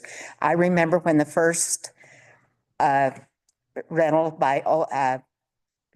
rental by ownership went in, and there was one of them. Pretty soon there's 2, then there's 3, and the city council just kept letting it go and go and go until there is no rentals, in practically nothing for people to rent in Silverton. And they all of a sudden they said, oh, we'll stop that. That's no good. So here comes somebody along a couple years ago. I'm really bad at timelines, so it could have been 5 years ago or 2 years ago, come along and said, I want to have a vacation by rental. And everybody around there said, no, we don't want it. I know the people that said no, didn't want it, but they got it. So I'm not only speaking against it, I'm speaking for myself. A couple of years ago, a friend of ours gave us a trailer, and I thought, oh, this will be a good thing to fix up and rent for $700 a month for somebody that wants to live and work in Silverton. And that was the deal, because I had a house that I didn't live in from 1989 until 10 years ago, which was what, 2004? And I refused to use it as a vacational rental because I care about this town. I want the town to succeed. I want people to be able to live here, not people that can buy a house and put it up and then rent it for a vacation rental, because that ruins the town. That's ruined Uray, that's ruined Telluride. And I think if you're going to pass this, you should make them have the same hookups as the trailer parks, and no generators. The place we fixed up has a electrical plug in it. We would not allow a generator. We have sewer and we have water. And I guess, I don't know, I could probably, we have 4 lots, we could build us a little house and rent it on there, I guess, but I think there should be if you're going to do it, there should be some very strict deals. They should have to have, they shouldn't be able to run a generator in town. I don't care what hour it is. If they want to run if they want to run their generator, go out to the campground, or go out to South Mineral, there's a lot of places that they can do it, because generators are irritating. Thank you. And so if they're going to do it, then they should have to have an electrical hookup and water and sewer. And also, I would like to rent my place, but if not, we can maybe sell the trailer and rent it to somebody at a reasonable rate. And maybe that's another thing, that you can't be, no price gouging. Thank you. Because I can see people saying, oh yeah, I can maybe rent this for $25 a night or something. That's just my idea. Thank you. Appreciate that. But, we would like to rent the trailer, but if you don't want to change that to the owner, then we can maybe sell the trailer to somebody and rent our lot, but we still will be reasonable with it. And, like I said, I can see everybody around town, oh, yes, I will just rent to some summer person here. And won't that look great? A trailer on every lot. Thank you. Thank you for your. My idea. Thank you. And just a note for the public, we will be having a public hearing related to the workforce housing RV ordinance in the next couple of weeks. So take a look at when that's coming up and we'll have a public hearing about that as well. Thank you. Do we have any other online comment? If you have a comment online, you can click the raise hand button. We'll promote you to panelist and you'll have 3 minutes. Thank you for listening. Thank you. Yes, we can see you. Go ahead. Hi there, this is Lisa Branner, and I'm speaking tonight in my capacity as Executive Director of Silverton Creative District. And we would like to voice our support of the reduced special event vendor fees that are being proposed by staff, and also thank the staff for taking another look at this. These lowered fees will help bring Silverton in line with regional norms and support special event organizers, helping them to be more successful. And special events, as you know, have many benefits for our community. They support our local artisans, many of whom lack a physical retail space. So this gives them an opportunity to show their work, and we can incubate small businesses this way. They also support our nonprofit ecosystem because many nonprofits use them as fundraisers to support their work in the community. Special events generate sales tax revenue from participating vendors, and they also drive tourism that benefits restaurants, hotels, and other local businesses. And then last but not least, they contribute to the cultural vibrancy of the Silverton community. By adjusting the fee structure, you can help our local special event organizers be more successful so we can attract more vendors, support fellow nonprofits, and enhance both the economic and cultural vitality of our community. So thank you for your time and partnership, and we appreciate your consideration of this matter. Thank you.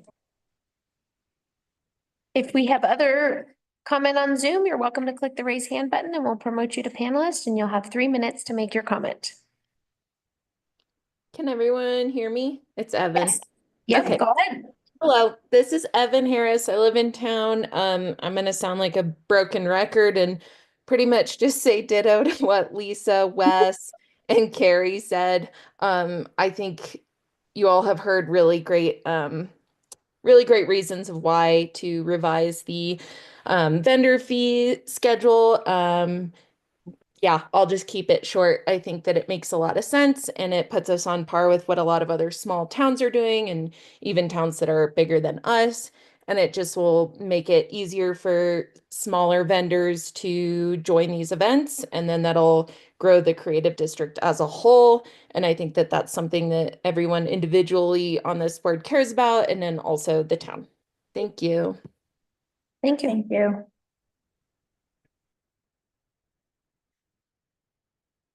All right, do we have any other Zoom comments?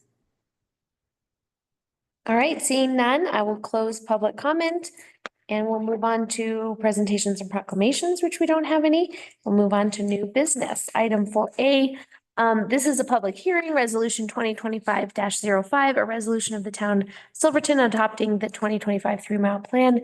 We'll kick it off to staff. We'll open it up for public comment and then we'll have trustee discussion and deliberations. Great, thank you. So this is really a housekeeping item that we do every year. Under Colorado state law, all municipalities are required to have an up-to-date 3-mile plan. And this is a long-range planning document that guides potential growth and expansion, particularly for infrastructure and services within 3 miles of town limits. So we adopted a 3-mile plan in both 2023 and 2024. And since then, the only updated needed is to reflect the annexation of the Anvil Mountain subdivision, which adjusted town boundaries, therefore 3-mile boundaries as well. Otherwise, nothing has changed. And the Planning Commission has reviewed the plan and unanimously recommended approval.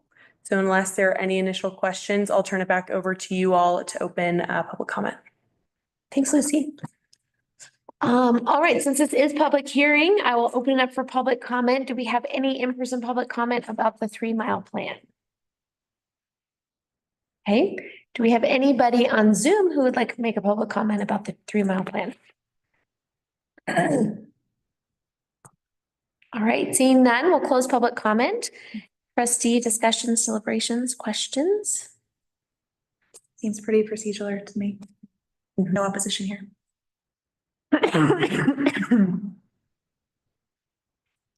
All right, well, you can find your motion options on page 91. I move to approve resolution 2025-05, a resolution of the town of Silverton adopting the 2025 3 mile plan. Second. Great, roll call please, Melina? Trustee Robertson? Yes. Trustee Wakefield? Yes. Trustee Schnitger? Yes. Yes. George? Yes. Rich and Harper? Yes. Yes. Great, thank you. New business 4B, zoning map proposal, interactive public facing GIS map. Okay. So now that we have adopted our new land use code, the Community Development Department is making additional improvements to enhance transparency, efficiency, and accessibility. And so some of those updates include new land use application forms, revised internal review processes, and updates to our town website. And one update we've been wanting to implement for a long time is to improve our publicly available maps and mapping systems. So previously, our zoning map was a hand-drawn document, which was not published on the website. And so as a result, property owners and applicants would need to call town hall to understand how zoning, environmental constraints, and overlay districts might impact development. So that was a burden for a lot of those folks that they couldn't just pull that information. And Silverton zoning maps include several elements, such as, parcel data and zoning districts like all zoning maps, but also our historic overlay district, our FEMA flood hazard area, our avalanche hazard areas, slope hazard areas, and then roads in our river. And so to make this information more accessible and to align with the master plan priority of developing systems for property owners to create a more efficient and predictable development review and permitting process, we've identified 2 options. Option 1 is to publish a PDF or a JPEG version of the zoning map on our website, which we've already done. But unfortunately, this does come with limited functionality, as there are really multiple layers to our zoning maps. And so these maps would all need to be, or these layers would all need to be displayed on separate maps. And then maybe we publish one with all the combined layers. The map would be downloadable, but property owners may still need to call for assistance in identifying either their property or property that they're looking into. If they're not, used to the layout of town or, exactly where their parcel is on a block. And accessibility regulations now consider PDFs to be one of the least user-friendly formats. But this option would come at no cost to the town beyond periodic updates of updating our maps. And when combined with the county's property GIS search, it would be a really large improvement from what we have right now. Option 2 is an option that came up more recently. This would be to implement an interactive public-facing GIS map on the town's website. And so with this option, users could search for their properties by address rather than, identifying their parcel on a block. And also be able to toggle between multiple layers. So if someone was in a steep slope zone and an avalanche zone, they could look for their property and then toggle those layers off, on and off to understand, where maybe the best spot to build is, or just to understand how different environmental constraints or zoning regulations would impact their development. So this system could provide site-specific public information such as legal descriptions, lot size, and then of course zoning districts, environmentally sensitive areas, and overlay districts. And the county does, like I said, have a property search platform, but it does not currently include any of the town's zoning information beyond just your zoning district. But Kim has been working on integrating our base zoning districts into that system. So now you are able to go on to the county's map click on a property and find out what your base zoning is, but nothing beyond that. With the new updated land use. Yeah, and I can show you guys that as well. And so our GIS system that we use right now is currently being managed by Community Planning Strategies, but it's for staff use only. So I have access to it and I can share screenshots with someone that is looking for more information. But CPS has provided us with a proposal to expand access for the public, and that's included in the packet. There's a one-time setup fee of $4,175 and then ongoing maintenance of $75 per month, which is $900 annually. And this expense has not been budgeted for. If we do not move forward with the public-facing GIS map, CPS will still continue to manage our internal staff use only GIS system, which will be updated only really on a as needed basis. So if the town is going about a project where you need to update our mapping, we would let you know, and that cost would be discussed, or that cost could be passed on to an applicant in the case of rezoning. So we're bringing this to you all tonight as this is a decision on how to spend unbudgeted funds. And so at this point, and I also can run you guys through, what the website currently looks like, what my GIS system looks like as a little preview of what it would look like to the public, and then the county system, if you guys are interested. But at this point, I'll pass it over to you all or to Gloria if you have anything to add. I mean, our purchasing policy does state that we have up to $5,000 discretion to spend, but this would be an ongoing project, so we wanted to bring it on in front of the board. Does the board want to see what we would be getting, what this would look like, or do you feel good having a discussion without that? Would you like to see, Jim, the maps, the colorful maps? I have a Rand McNally. It'd be fun. If it's anything like the county's GIS, then it's gonna be great. Perfect. And the ongoing maintenance, and that's just monthly to update and to make sure that it's running properly. Right. Okay. Public comment first, or This one's not a public hearing. Okay. Yep. Yeah. I mean, I'm for moving forward with this. It makes it accessible to the public, and again, with zoning maps that change somewhat frequently, especially with the new land use code, an interactive way for the public to see, I think, is super important for town. Do you think this will save staff time? Yeah, I think this will save staff time. I wouldn't say, a significant amount of time. Anyone that really is wanting to move forward with the development will, eventually need to talk to staff. And people reaching out, to staff for more information is, always a good thing. But providing more information just, is really for the transparency and the accessibility of the information. One, if someone's looking at a new parcel to buy, like someone's talking to a real estate agent, someone's. Yeah, like before they contact you to see even where it's zoned and, what's allowed in that zone. Will this map be different in some way than the county's map? Yes, this would only be town limits. And I'll just show you guys real quick, just to give you an idea. Like the hazards on it, the environmental hazards and the counties doesn't. How do I do that? Oh, here we go. Okay. So this is the county's GIS map, and this is also just a great tool for anyone to use. And so you can search, it's the whole county, you can search a property. And then click on it. And then you get information here. And then if you go to property record, you scroll down, this is where you'll see how it's zoned. Yeah. So that is a great helpful tool.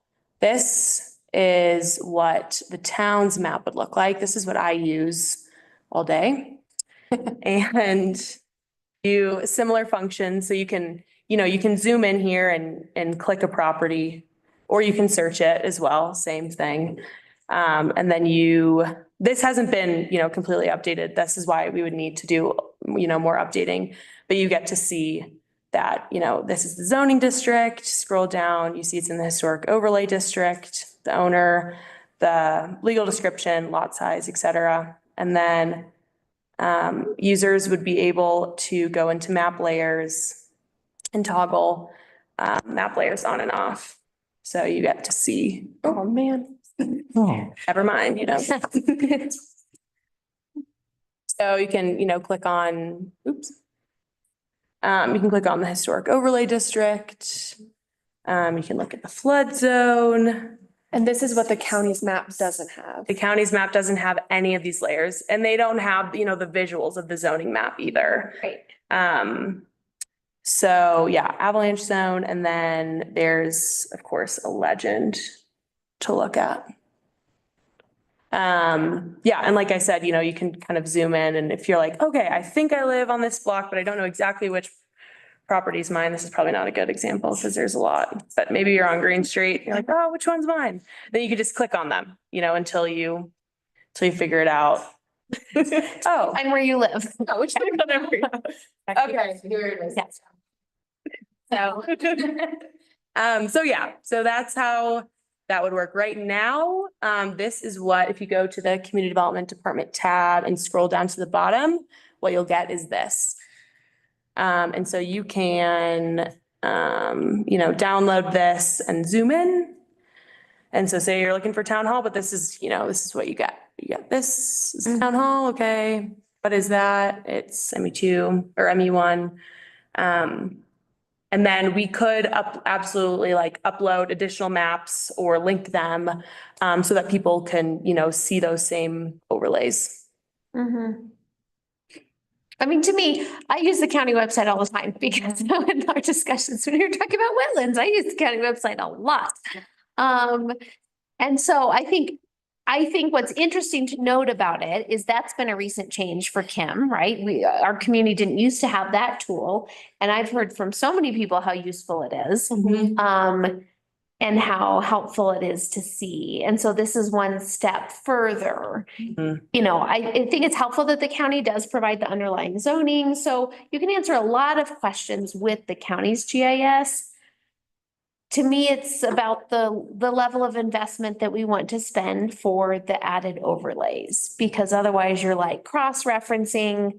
You could go to the county and see the zoning, but you can't see all the lines. Right. And the colors. And you can't see the overlays. I think this would be super helpful and great to invest in. I don't have a problem with the 900 annually. That feels like a rounding error. So it seems really the question of the upfront cost.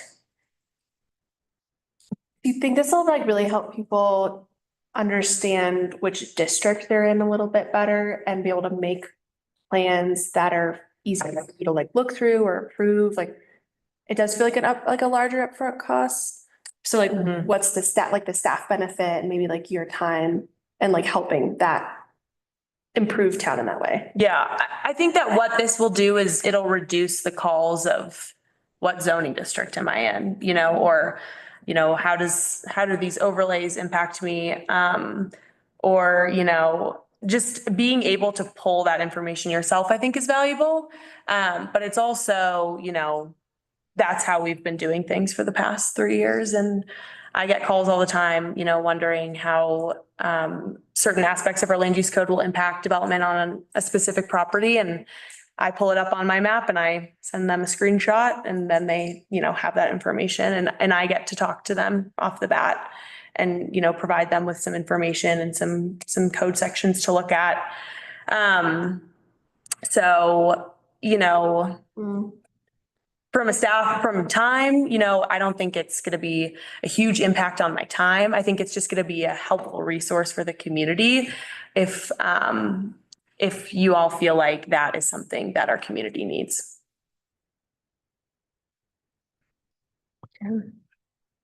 Yeah. For this amount of money, could they just apply the overlay maps to the existing infrastructure over on the county side?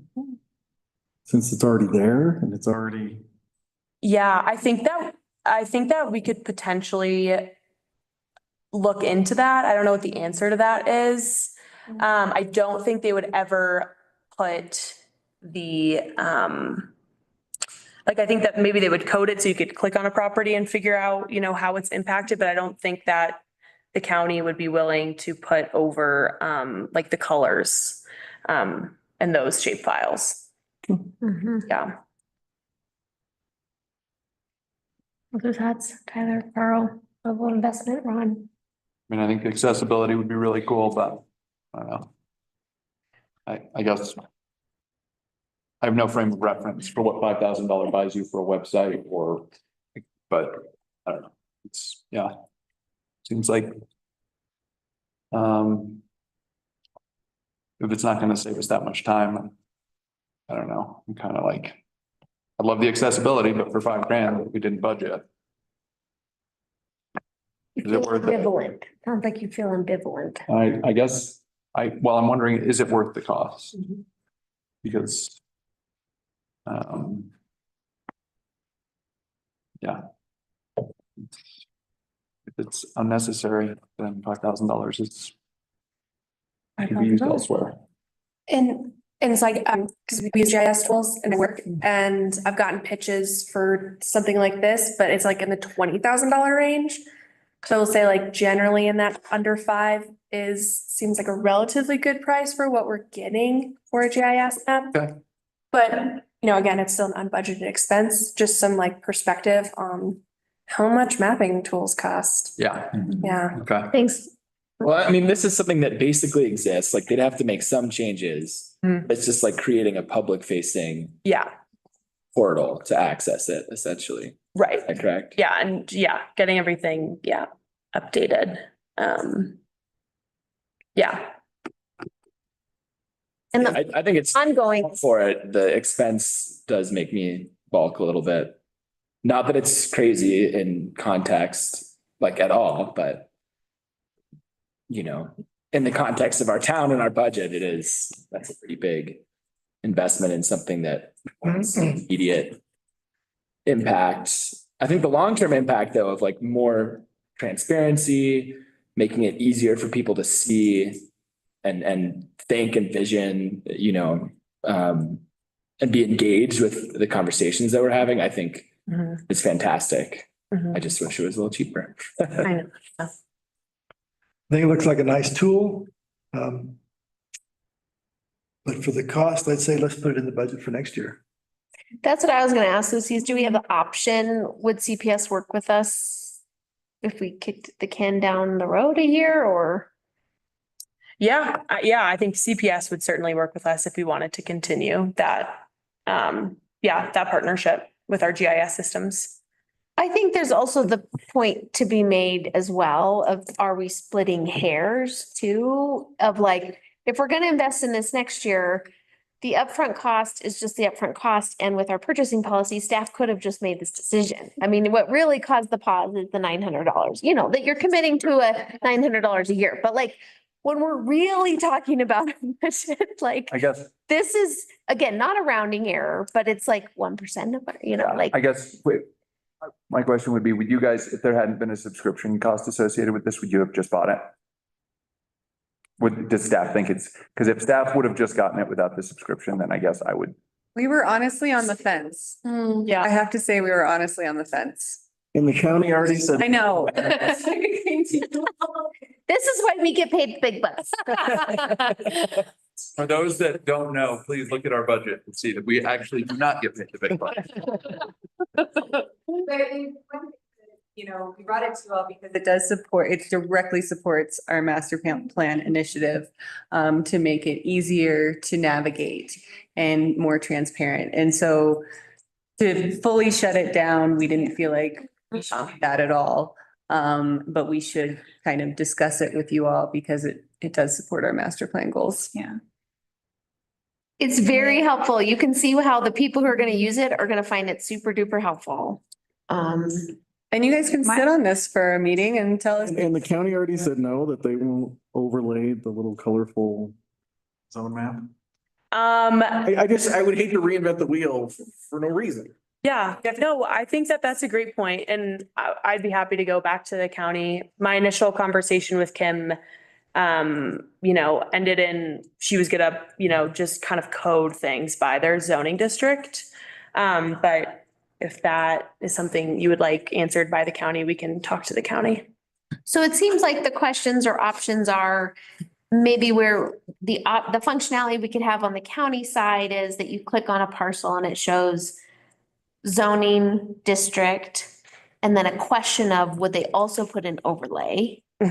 Does it currently have overlay? If you click on a specific parcel on the details? No. No, it only has the base zoning district.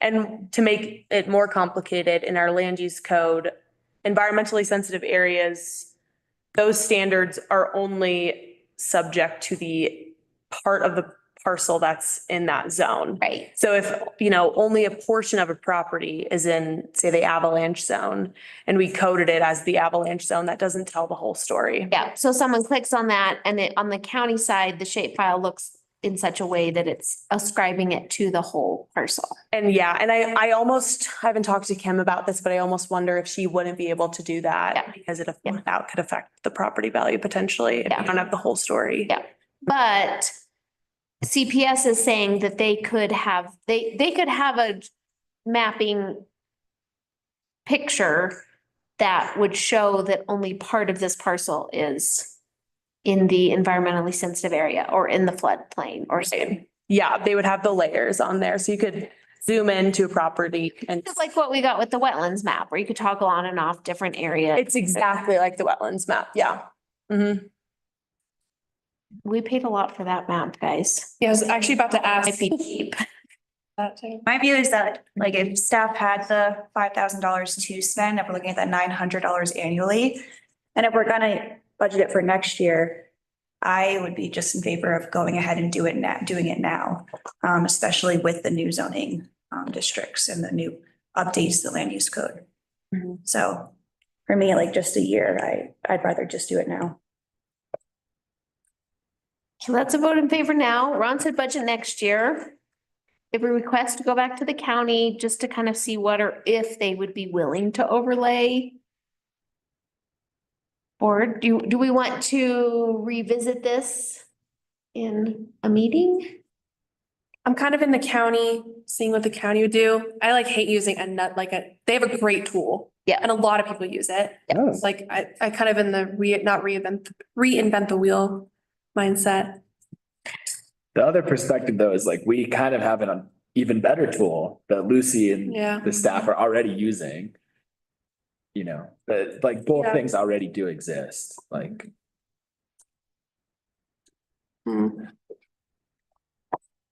Let's see what the county will do. How does the board feel if we have Lucy ask a few questions on sort of what would be our options if we just went the county route? What would they show or be able to import and what would they not? And then we would have a better picture of our picture. Or do we just want to make? Good. Asking. Okay. Does that help? Do you feel like you have a sense of what we want to know?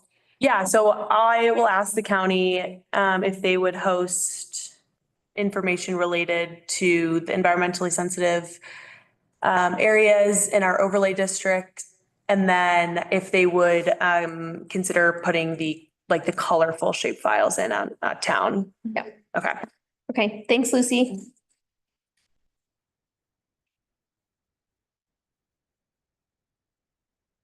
All right, moving on to new business resolution 2025-06, resolution of the Board of Trustees of the Town of Silverton, amending the Town of Silverton's fee schedule to reduce the special event vendor fees.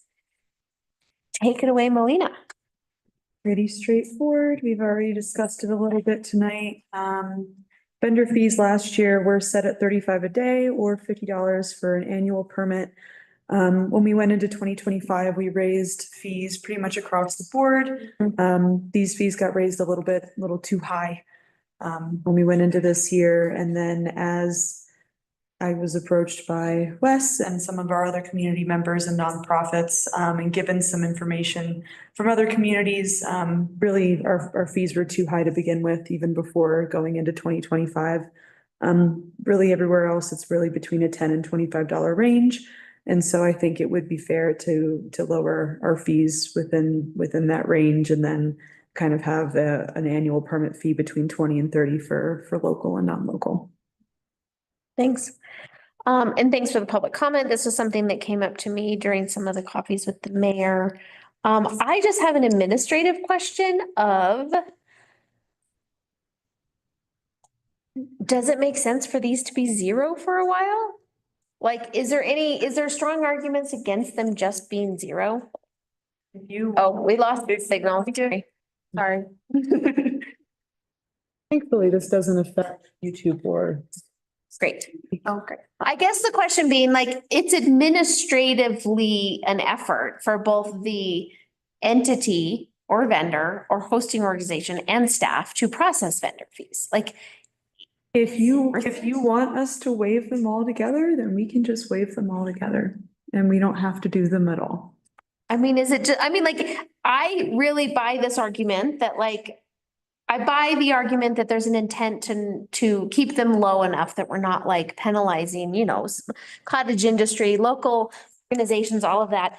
And so then when I start to think, well, as low as they are, does this just administratively even make sense? Especially seeing that other community, like, just putting it out there. If we want to get rid of them all together, we can get rid of them all together. Not a big revenue source. It's not a massive revenue source. I think last year brought in, I don't know, maybe a little over $1,000. Yeah. And that's with those increased prices, right? But we haven't collected any yet this year. So no. Playing devil's advocate for a minute.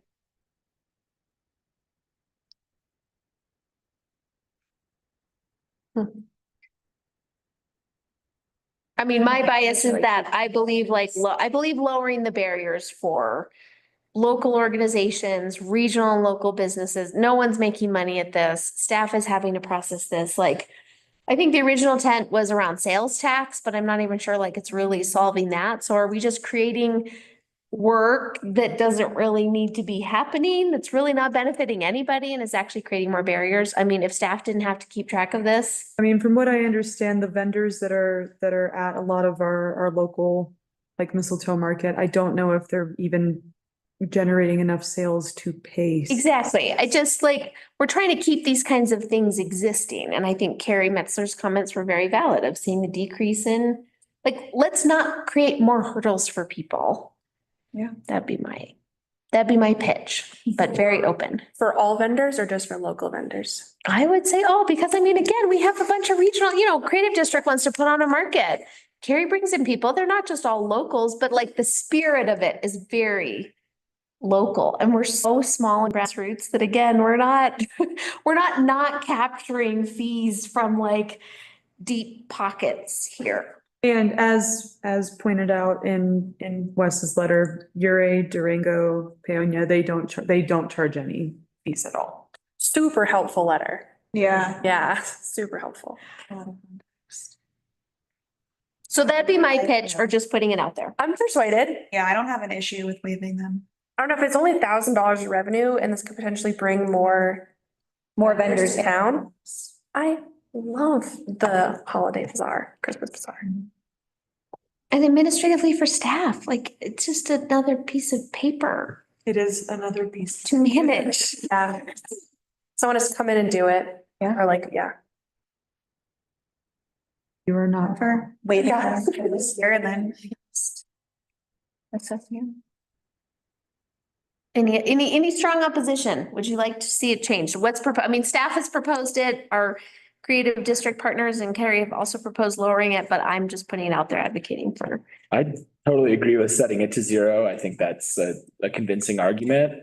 And I wonder if we can ask our partners that are putting on these events to like, you know, report back to us and see, are we actually seeing a big increase in vendors? And I think we'll notice it if it's happening, but that'd be great to be able to look forward and then make a future decision from. Does anyone know why it was at 0 and then it was raised? Like what was there like a budget thing? Because it was at 0. Okay. Yeah. And it was like, we should just be doing some sort of charge. Were you on the board, Jim, when it was Changed. raised from 0 to? You could enlighten us. It was know. basically that. It was at 0. Do you know where someone pulled 35 and 50 from? I think, Neighboring community. yeah, and I think actually, I think you're right, because I think Uray still does charge. Yeah. Right. Uray is, I just looked it up, Oh, yeah. $25 per event for locals, $150 per event for non-local. Oh, interesting. I also think they're looking at events like 50 with the Ice Fest, where they have that's big yeah. What's the corporate vendors coming in. No. Can I make a very quick comment? on that? Oh. Yeah. Because I researched this. Yeah. Towns have a special event permit fee. Silverton does, that was raised. SCD and other organizers pay that. There's also a special event vendor fee. I'm pretty sure you're looking at the special event. Special event vendor fee. Uray? Yeah. Mm-hmm. Okay, I didn't pay that when I was at an event in the. Yeah. But, because I think was I here too when that happened? Because I think that's what we looked at and we were like, well, we're not going to charge that, but, I'm trying to remember why we brought it from. I think it was. 0 to something. Also have in their code about huckstering. My argument would be, I feel pretty strongly in rental for the buildings because I think that we really need to pay the cost of the use of these buildings, right? These buildings are not free to operate. They're not free to staff. They're not free to maintain. So I feel pretty good about the areas we've gone and striking the balance around how much it costs to rent, how many, free days locals get, nonprofits, et cetera. I feel pretty good about our rentals. I think the vendor fee feels a little bit like for it to be a meaningful amount for any entity to administratively manage, it feels like it is not the appropriate amount for the intent of our community. I think it's the argument too of just trying to be competitive with other markets in the area of we want to attract more of these. Yeah. That's a way to do it. Yeah. What if we tried it for 2 seasons and kind of reevaluate? And that's kind of why I was asking is because I think what I've noticed is if we do we're doing nothing and then we change it. Yeah. That's when the consternation happens. Yeah. So if there was already a reason why we changed it of was it budget? Was it just trying to look at other towns and be competitive? I guess, yeah, We're looking at it not as, not essentially as a revenue driver, but as holding folks accountable. Go and just say who you are. You're not just John Smith setting up a tent and selling whatever. Yeah. we still have to do an The application. special events are getting the license, right? So that, Maybe it just falls under the special event license for that group or that individual. For each vendor to have to submit who they are and what they're doing. I think it's kind of about what are we trying to accomplish? What is the intent? What's the policy intent here? Right? We have revenue purposes. but yeah, as you said, I don't think we're generating. Right. We're not, this is not really the demographic to. Yeah. When we talk about the special event application, it can be the kind of thing I like the intent of this board and future boards that are we're going to try this. We're going to reevaluate. We're going to see if it is or it isn't working, what things came up, what unanticipated things happened that we didn't know, and we can reevaluate. Let's suspend it for 12 months and see what happens. Yeah, I'm definitely for that. Board, Melena, 1 minute. I mean, who said 2 years? I said 2 years.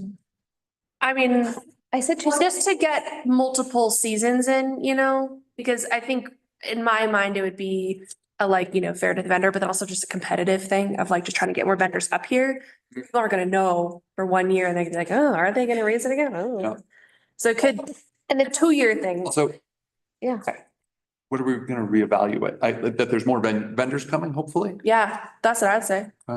Like, And I guess we probably don't want to then, raise the cost. I mean, again, this is where.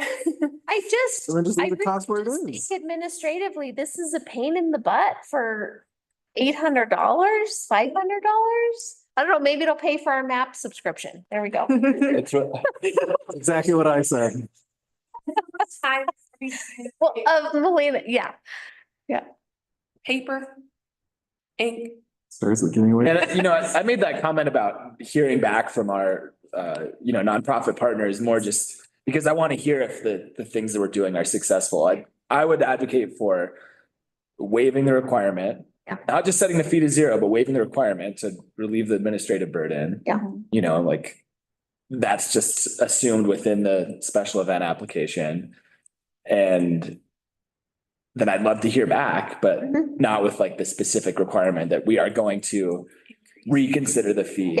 Yeah. No, just how's it? Yeah. How's it going? Is it work? Is this helping? Again, recognizing that a lot of our nonprofit partners did not get funded at levels that they, where this just feels like. Well, nonprofit, but also local, like small vendors. Right, They're right. not necessarily nonprofit. No, I'm saying as a board in our budget, we were not able to fund our nonprofit partners in the same way that we had previously, right? We didn't do nonprofit requests this year. And so I think this is just one other way where we can be like, let's just make life a little bit simpler and support events happening. Yeah. That'd be my It makes sense to advocacy. me. So wait, you want to, That Years, is a compelling argument. 2 years. 2 Make it years. easier, not 2 years. And in 2 years, we'll see what's happening. Wes, you want to come back in 2 years? Sounds like. Well, we'll let you know Yeah. what happens. I'll have coffee with the mayor, 2 years, tell me how it's going. All right. Is there any strong opposition? No, good, okay, all right, there you go, Melina, thank you for the lovely memo, thank you for the research, thank you for the effort. So we will draft another resolution and put it in the consent agenda at the next meeting, just to document, because Thank you. as I was looking like years past on when that was changed, that was not documented in a resolution and that should have been, so. Oh, boy. Yeah, I just need to know that this is public process working. We did something, staff did something, they presented something, community members came up and spoke and shared and talked and we came up with something different. The win. We'll leave it. All right. Thank you. Moving on to 4D, library board vacancy. Yes, so we would like to thank Kim for her services. She has served, I think the last couple of years and is now stepping down. So we want direction to go out for a new library board member. And that would be presented back to the trustees on April 14th. Great. And that also is a call out to anyone who would like to be a library board member. We meet on the third Tuesday of the month at 3:00 at the library. We've gotten some great applicants before. I feel like we do this every year. So you guys will get to review some more applications on the 14th of April. Great. Any other comments? Staff is directed. Great. Great, thank you. All right, moving on to consent agenda. Any questions on the consent agenda? All right, I'll highlight that we have our sales tax in there as well as our actuals and our credit card coding for January. and the finance committee had a great discussion of actuals and more in-depth discussion. So if you want to hear more about that, feel free to tune in for that meeting from February. Okay, I'd entertain a motion to approve the consent agenda. You have to say it louder, Jen. Sorry, I apologize. Second. So moved. For the record, okay, roll call please, Melina. yes. Yes. Got smoke alarm going off. Yes. No, that's why they're texting me. Yes. George, Yeah. Pro Tem Harper, Yes. Rick Franker. Yes. Who was my second? Amy. We've been here a while. All right, moving on to staff reports. Sure. So I'd like to share my screen and show you the community what I presented during our trustee retreat. That was on the 24th of Oh, February. And it's been a minute. So I wanted to just show this to you real quick. It's hard to talk and navigate your screen. There you go.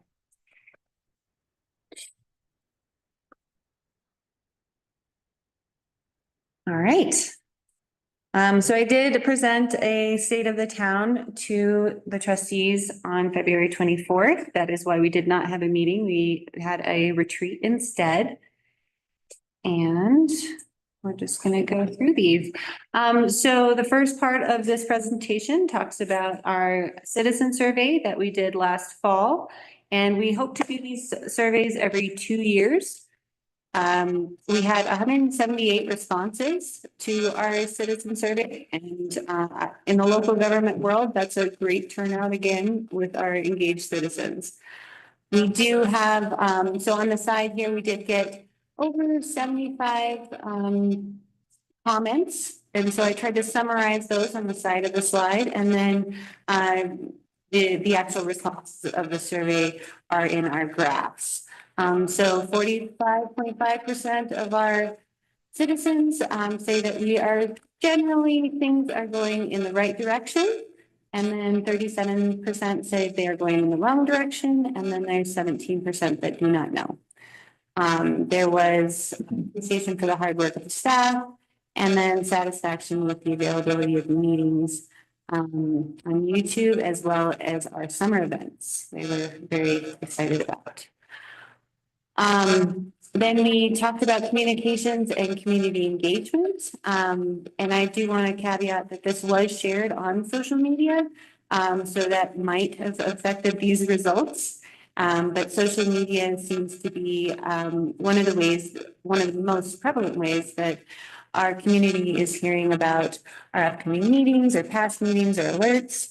And then the second highest was word of mouth, and that's not really surprising here in Silverton. The third was our Nixle, and then really close was our MailChimp list. So is really benefiting the community having that MailChimp list.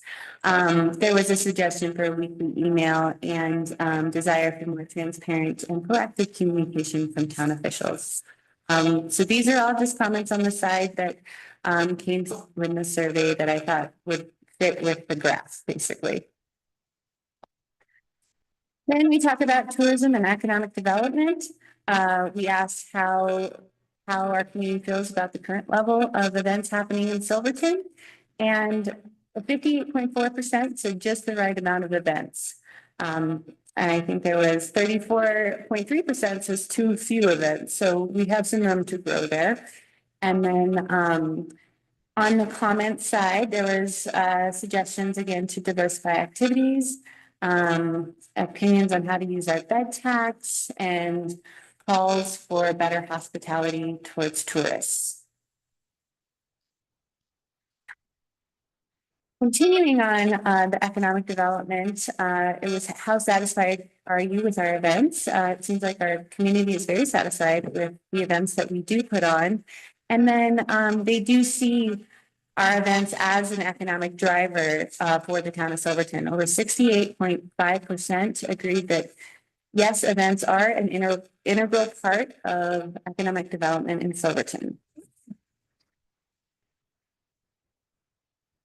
Moving on to infrastructure and public service, there was a demand for bear-proof trash cans, concerns about poor road conditions, and requests to fix potholes, sidewalks, and public bathrooms for visitors. And then improve public parking.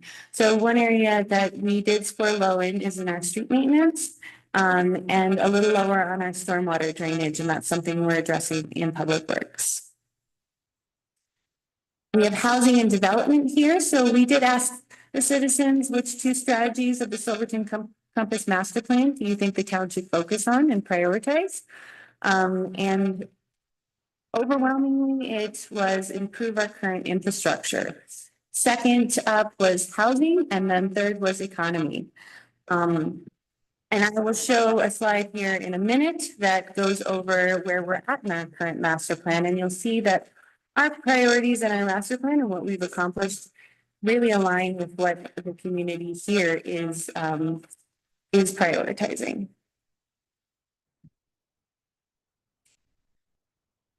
Regarding town governance and staffing, there were concerns about perceived staff expansion and budget management. There were also criticism of code enforcement and suggestions to evaluate salaries and benefits, asking for a reduction in staff. If you can see here, how satisfied are you with the town of Silverton local government areas? Pretty satisfied on most of the fronts, and then being collaborative in decision-making process lower. So it would be interesting to see this in 2 years, and hopefully we can get that to score a little bit higher. On beautification and community spaces, there is definitely a desire for improved town beautification, including the entrance to the town. And I love this idea for community-driven beautification, like Adopt a Street program. And then, as you can see down here, that we've kind of had the community rate our assets, and they really like our assets. So are doing really well in a lot of our areas that we are, like Town Hall, Lucy Park, Kendall Mountain, scored very high.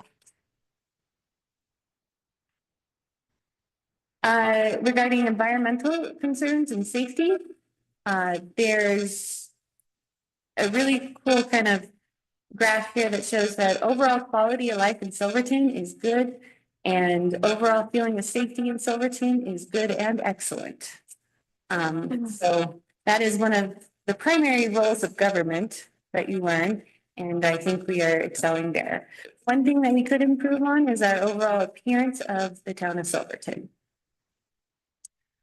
So talking about who answered these questions, we had 82.6% year-round residents out of the 178 responses. And then you can see that graph on the side shows if they were employed full-time with a San Juan County job, that should say the first one, and then employed part-time seasonal in San Juan County, employed with a remote company, and then in self-employed serving San Juan County and self-employed serving outside San Juan County. That's cut off, so I thought I would define that for you. These are some additional suggestions and feedback. Calls for accountability, feedback on local governance, including opinions on law enforcement and public safety, and the desire for implementation of existing master plan rather than continuous planning. So here we are with our existing master plan, it's 2022 master plan, and this is the progress that we've made in the last 3 years since its adoption. So you can see the blue is 59 action items in progress. That means we're currently working on them and have plans to complete them.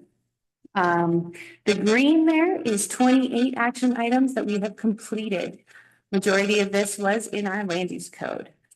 10 action items are on hold. That means we started that action item and realized we needed something else in order to complete it. And then 27 action items aren't started yet. That's okay. We're 3 years into a 10-year process.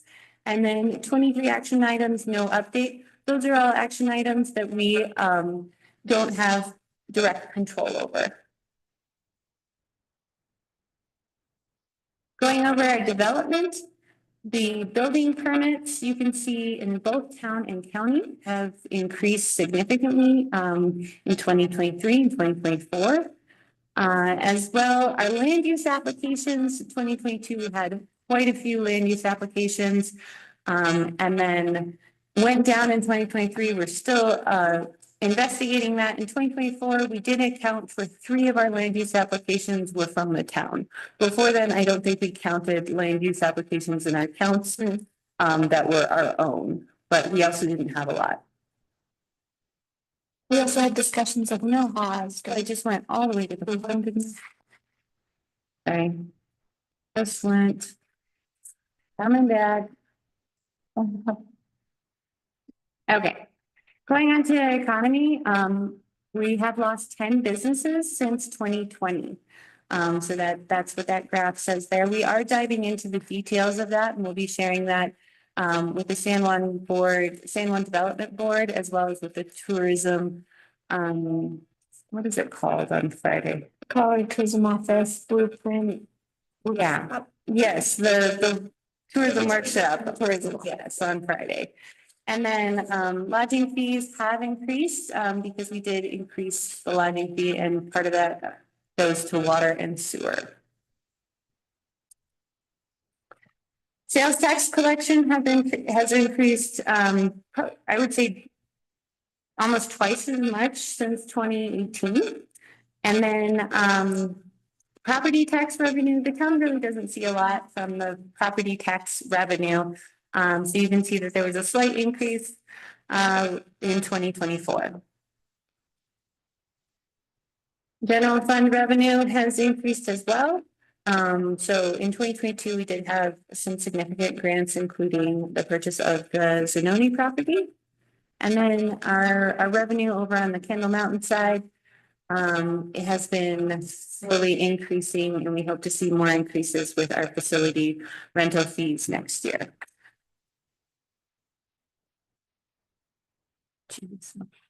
Here's a list of revenue generation that we've done to really try and recover our costs and plan for the future to make sure that we have enough money saved up in the future. So everything from our EQRs to our pass-through policies to creating financial management policies. And then we've been awarded over 5 million in grants in the last 3 years, and that's probably going to look like 6 million here very shortly.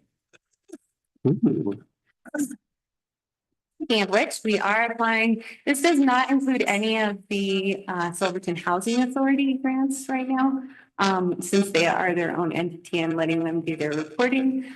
So on the town side, we have these grants coming up. Some of them are this month, so it's a little hectic, but we'll get through it and hopefully have a lot of projects for the rest of the summer. General fund expenses, we spent in 2024, we spent 1.4 million on personnel costs. That's 34% of our expenses. I wanted to note a typical local government might spend anywhere between 50 to 70% of its budget on labor costs.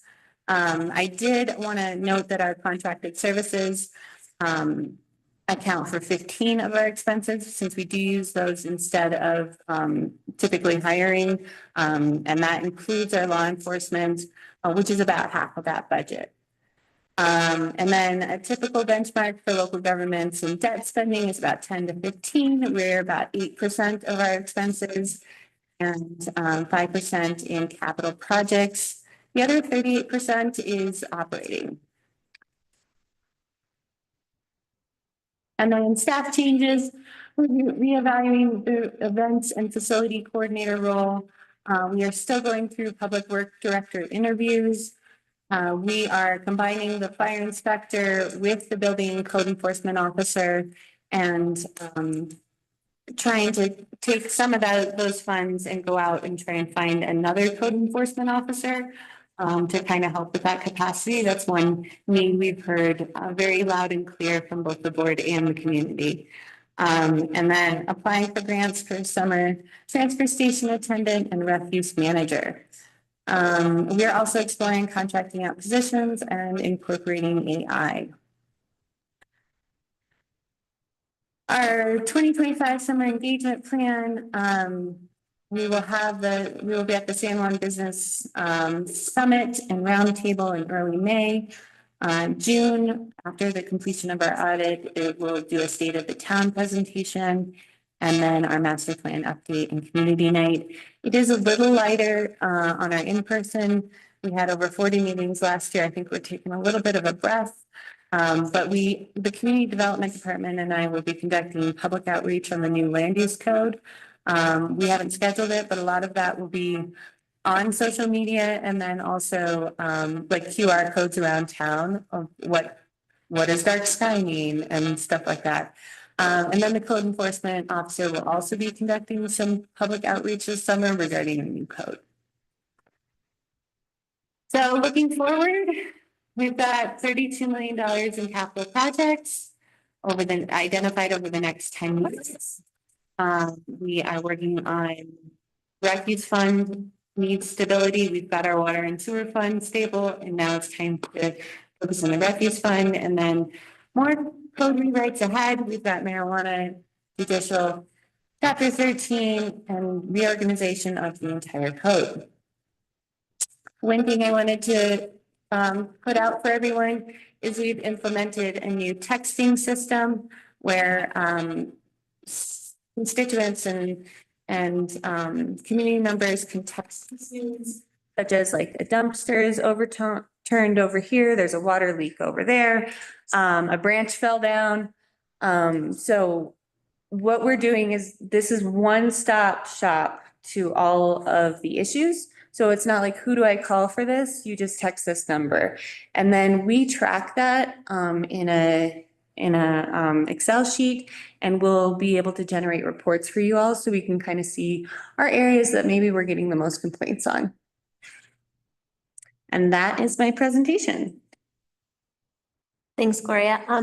There are a couple things in this that stood out to me. The board heard this at our retreat, but a couple things I wanted to call out for the community. I think if we look at the community priorities, at least for those who filled out the survey, it was pretty high on housing and infrastructure as some of the top priorities.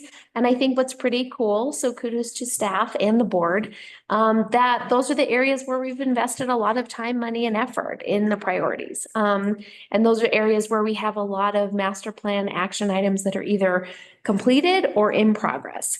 So I think that's a great way to see how the board and staff have been responsive, or it feels to me like we're pretty in line. I know folks would like things to move faster. These are projects that take a long time.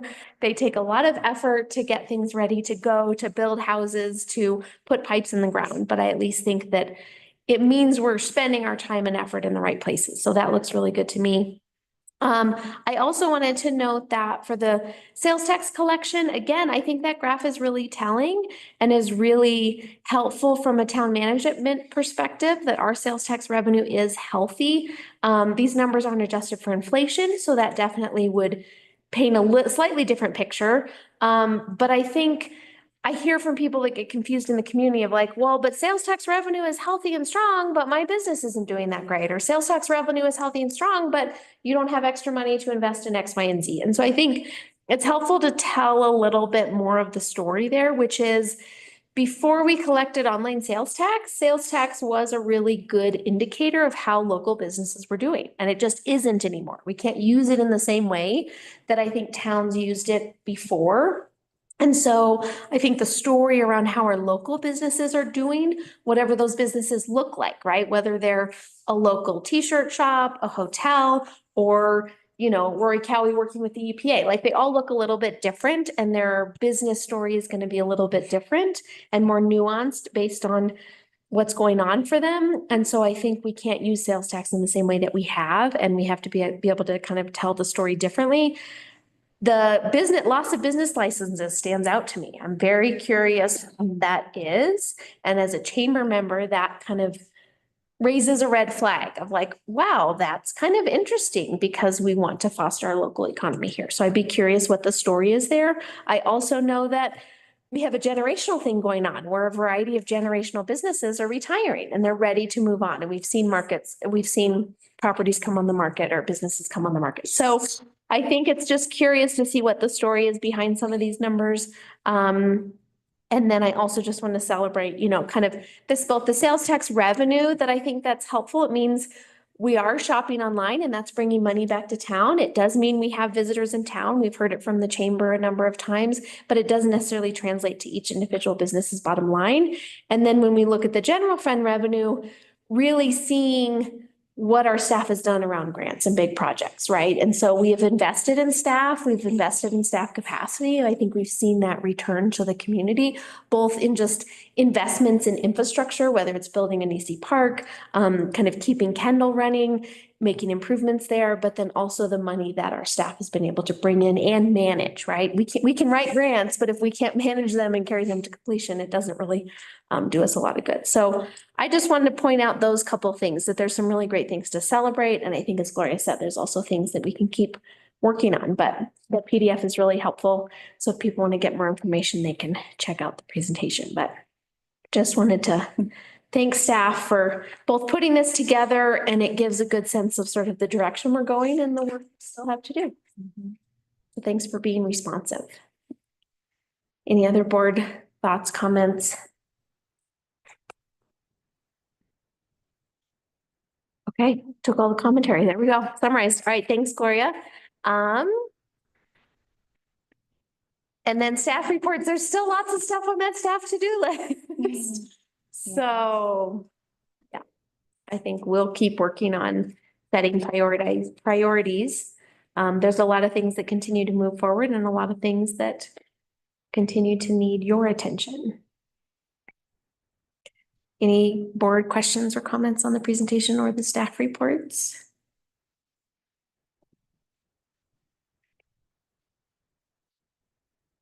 Okay, moving on to committee reports.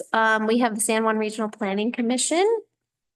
And Jim? I mean, you heard the town relevant 3-mile plan, and then there were just two proposals for the county, 2 different developments. One was a sketch plan for the Overland Estates subdivision out in the county, and then the other one was a sketch plan for the improvement permit application, and that was the Damon Rose single family residence. Thanks. Yeah. Questions? No, okay. Moving on to Finance Committee. We reviewed sales tax. We did, same number. And the 2024 financial overview.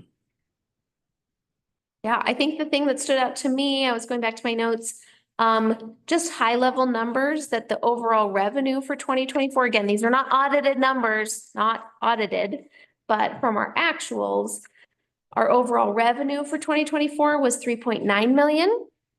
And we had budgeted for, where did I have it? Hold on, I have it right here. Our revenue was 3.9 million. We budgeted for 3.6. That was better than expected. Our expenditures were 4.2 and we budgeted 4.3. So I think, again, that's a reminder to everybody that we have been having budgets where our expenditures were greater than our revenues. So that's kind of why we had to tighten up more recently. But those were the updates. Again, we'll get the whole update from the auditor in June. Hopefully in June. But I think that was just a good thing to keep in mind. And again, just thinking of where some of those investments have gone in regards to building our first building in 20 years, investing in staff, equipment that we needed to replace, investments in Kendall that had been delayed and experienced quite a bit of inflation over time. So yes, and Gloria goes into a great budget summary if you want to stay tuned for that later this year. Yeah. That was finance. For the library board, we have a new tool at the library called Hoopla. So you can use your library card. If you go to Hoopla, it's like an app, and you can, it's kind of like Libby, but better. Yeah. Than Libby. So check out Hoopla. All right. Pretty cool.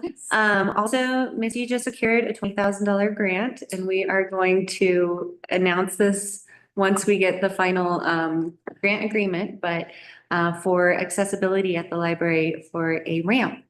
So very exciting there. And then we have the library board vacancy. So those were our discussion items there. Thanks. And Misty came to the senior lunch and shared that staff is happy to get anybody set up with all the apps. Bring your phone in. If you don't feel like you can do it, bring your phone in. They will preload audiobooks, all the things. They had to do it for me, so not about seniors. Just everybody. It's all about accessibility. They will get you set up, and there's all kinds of great audiobooks and ebooks. All right, Personnel and Ordinance Committee. We dropped number one, which was the natural healing centers conversation. And we went straight to number two, which was the wildlife ordinance, which had a focus on trash cans and stronger verbiage for animal harassment. Yeah. Yes. Yeah, and this was, so we had the Wildlife Coalition come and present to us and share their ideas for a wildlife protection ordinance. And I think the two conversations we were talking about was, do we create a whole new ordinance, or do we look into the verbiage that we have already, adjust that and change it to add some of those wildlife protection language in there? So this is very early stages. The next steps, I think, is Gloria is going to meet again with the Wildlife Coalition to really dive into our current ordinance and see what we can add there, specifically for refuge and for wildlife harassment. Great. Yeah, that was it. That was Wait, I'm sorry, what was the first thing you dropped? I don't want to get into it. I'm curious what it was. It's the natural healing centers. Like psilocybin. So code. just for town, there's state regulations. okay. So Okay. just for prioritization. Psilocybin. I've heard of both. Yeah, I mean, Got we it. don't need a local ordinance and we Okay. decided that. Right. Okay, sorry. I think it was like bumble a little bit, but got it. Got it. No, I couldn't hear it. Like, I couldn't pronounce it. Oh, okay. I've heard it 3 different ways. Gotta play more Wordle. I did.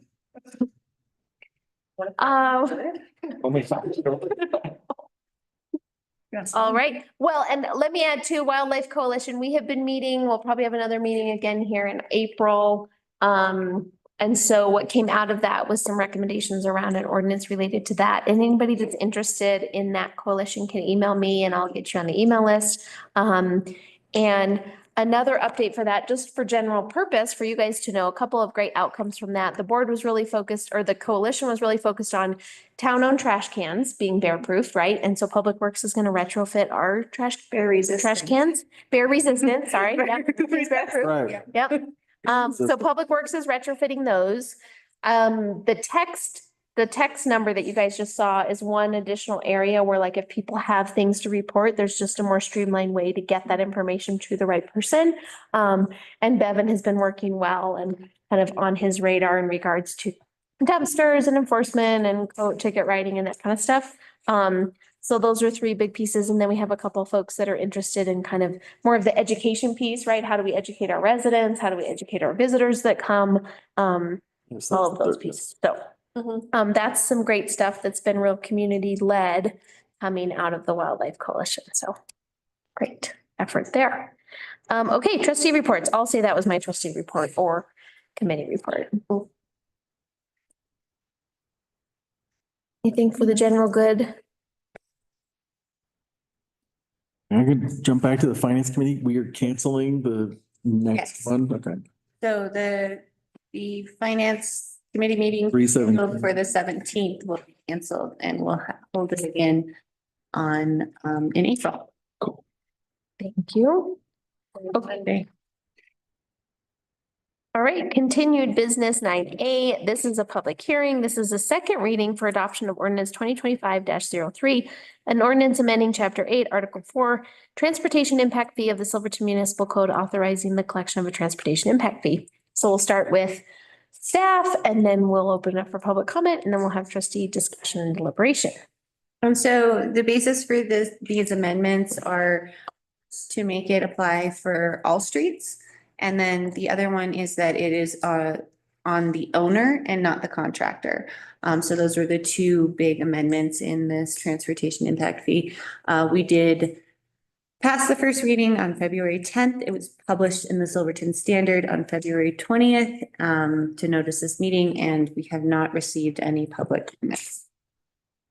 Thank you. All right, we'll open it up for public comment related to this public hearing. We have no in-person public comment. Do we have anybody on Zoom who'd like to make a public comment related to the traffic impact fee ordinance?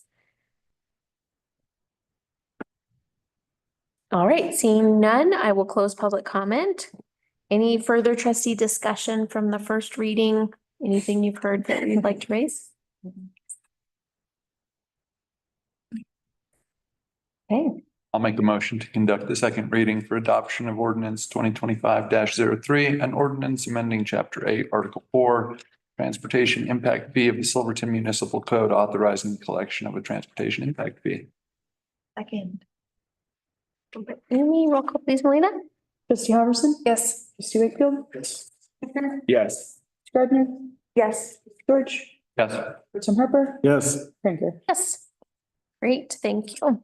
All right, continued business 9B, resolution 2025-03, a resolution of the town of Silverton to waive the tap and plant investment fees for the Anvil Townhomes Affordable Housing Project. And so this was at this goes back to November 12th, regular board meeting, where staff were directed to draft a resolution for the waiver of development fees. And then we realized we could not do that. We had to amend our code first. We amended our code to waive development plant investment fees, just for affordable housing, and it does need to come before the board in a resolution. So this is following that logic that we've been pursuing since November. And I do have to say that the board already did commit to this in our grant application that we just received. So it would behoove us to pass this. Okay.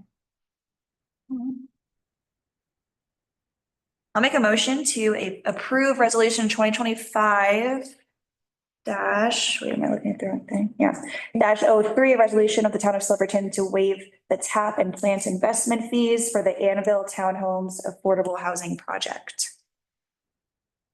Let's have a discussion about that before we go on. Okay, sure. Motion rescinded, or do we want to have a vote? It's been motioned and seconded, So we're pausing it. but I think Bob's rules would say we take a vote, or we could ask Amy if she'd like to rescind her motion. And you'd like to rescind your second. No, if you have some comments, we'll absolutely. Rescind my motion. Yeah. Great. Our water and sewer are in trouble. So to make this work for Ann, I would recommend that we break these payments down into monthly payments for 10 years for the people that are buying these homes. That way we recover our funds.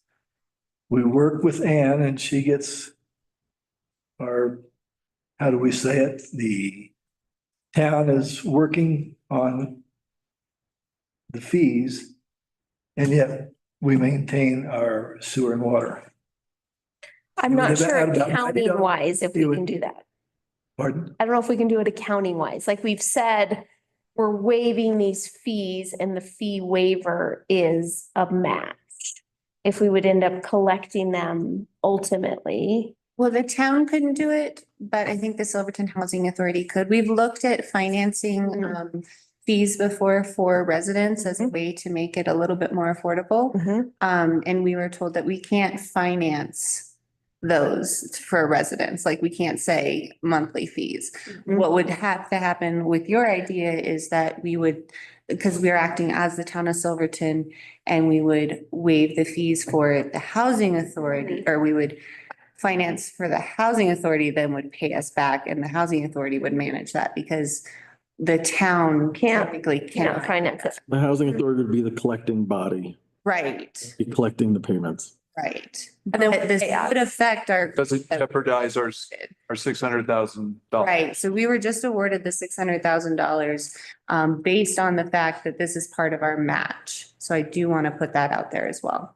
There's a potential to lose it possibly if we, Yeah. But what Ron's idea, Yeah, so, but I just wanted to explain Ron's idea is that if we wanted to do something like that, and John and I looked at this when I first started, is how can the town make these plant investment fees easier for someone to develop? Could we just finance them? And the town can't finance them. I don't know if the housing authority could, but they have a lot more powers in that financing realm than the town does. which is why we created a housing. Exactly. Begin with, yeah. I think, Ron, your points are very valid because we are continuing to walk this line of our enterprise funds are not at the level at which they need. And so here we are waiving number of contributions to our enterprise funds. I think since this has come up a couple of times, I do think the discussion had been that like, without this project happening, without getting this grant, these users would not even be online. You know, this property would not even be developed. So on the one hand, you'd say, well, then this property is not like a use on the system, so they don't need the planned investment fee. But at the same time, we also would not have these ratepayers that help share the cost of the system. So I do see it both ways. I think there's a little, my perspective would be that there's a little bit of like, we've kind of moved forward on this a couple of times, still with certainly, I think your points have been brought up. But for this grant in particular, I'm not sure that we have the option to go back now, but it seems like maybe we're kind of saying, hey, for the future, if we keep doing this seems to be counterproductive to our need also to have investments in our enterprise fund. Well, could we still do a payment option even if we pass this today? Where I was gonna go. Oh, sorry, Jim. No. Oh, I'm in total agreement with you. Great. That's what I was gonna say. Yeah, is that still an option we could work through as a Silverton Housing Authority at a separate time? And not for this particular project, because we've already committed the 103,000 as a grant match. So not really for this project, but for future projects, it's something you could consider.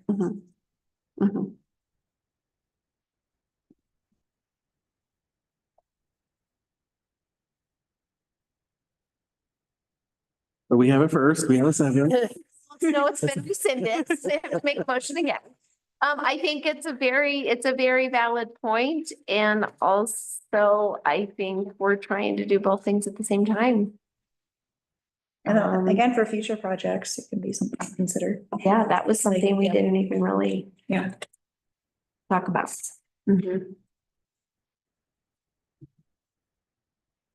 So it sounds like there's not a lot of wiggle room on this resolution. But it seems like this is definitely something we should have a more robust discussion about if we're talking about TAP waivers in the future. Yeah. I'll make a motion to approve resolution 2025-03. Resolution of the town of Silverton to waive the TAP and plan investment fees for the Anvil Townhomes Affordable Housing Project. Second. I think Amy got it, Tyler. Sorry. You got it. All right, roll call, please, Melina. Robertson? Yes. Trustee Wakefield? Abstain. Trustee Shaker? Yes. Trustee Gardner? Yes. Trustee George? Yes. Mayor Pro Tem Harper? Yes. Franker? Yes. Thank you. Okay. All right, we're now on to public comment. We have no in-person public comment. If you are on Zoom and you'd like to make a public comment, you can click the raise hand button. We'll promote you to panelist and you'll have 3 minutes to make your comment. Looks like we have one. I can't read that. Melody.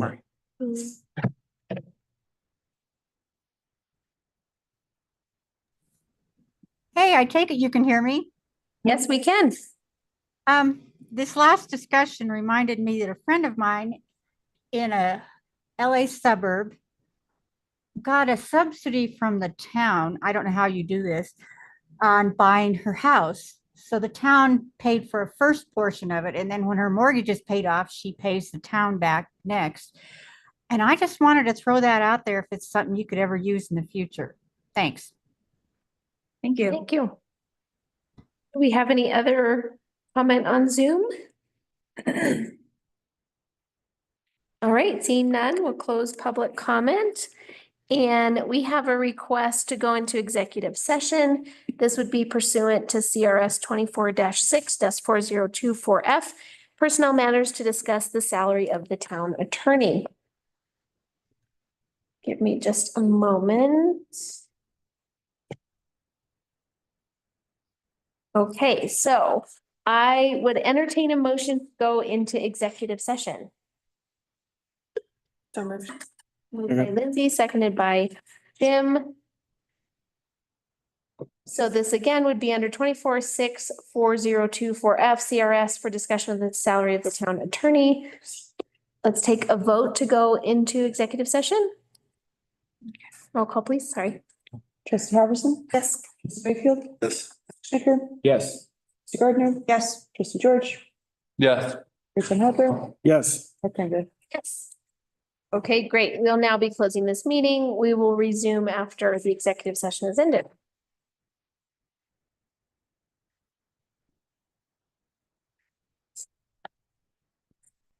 You want to ask them to log off? Say what? Oh, yeah, if you are on Zoom, we would ask you to please log off as we are going to be in executive session.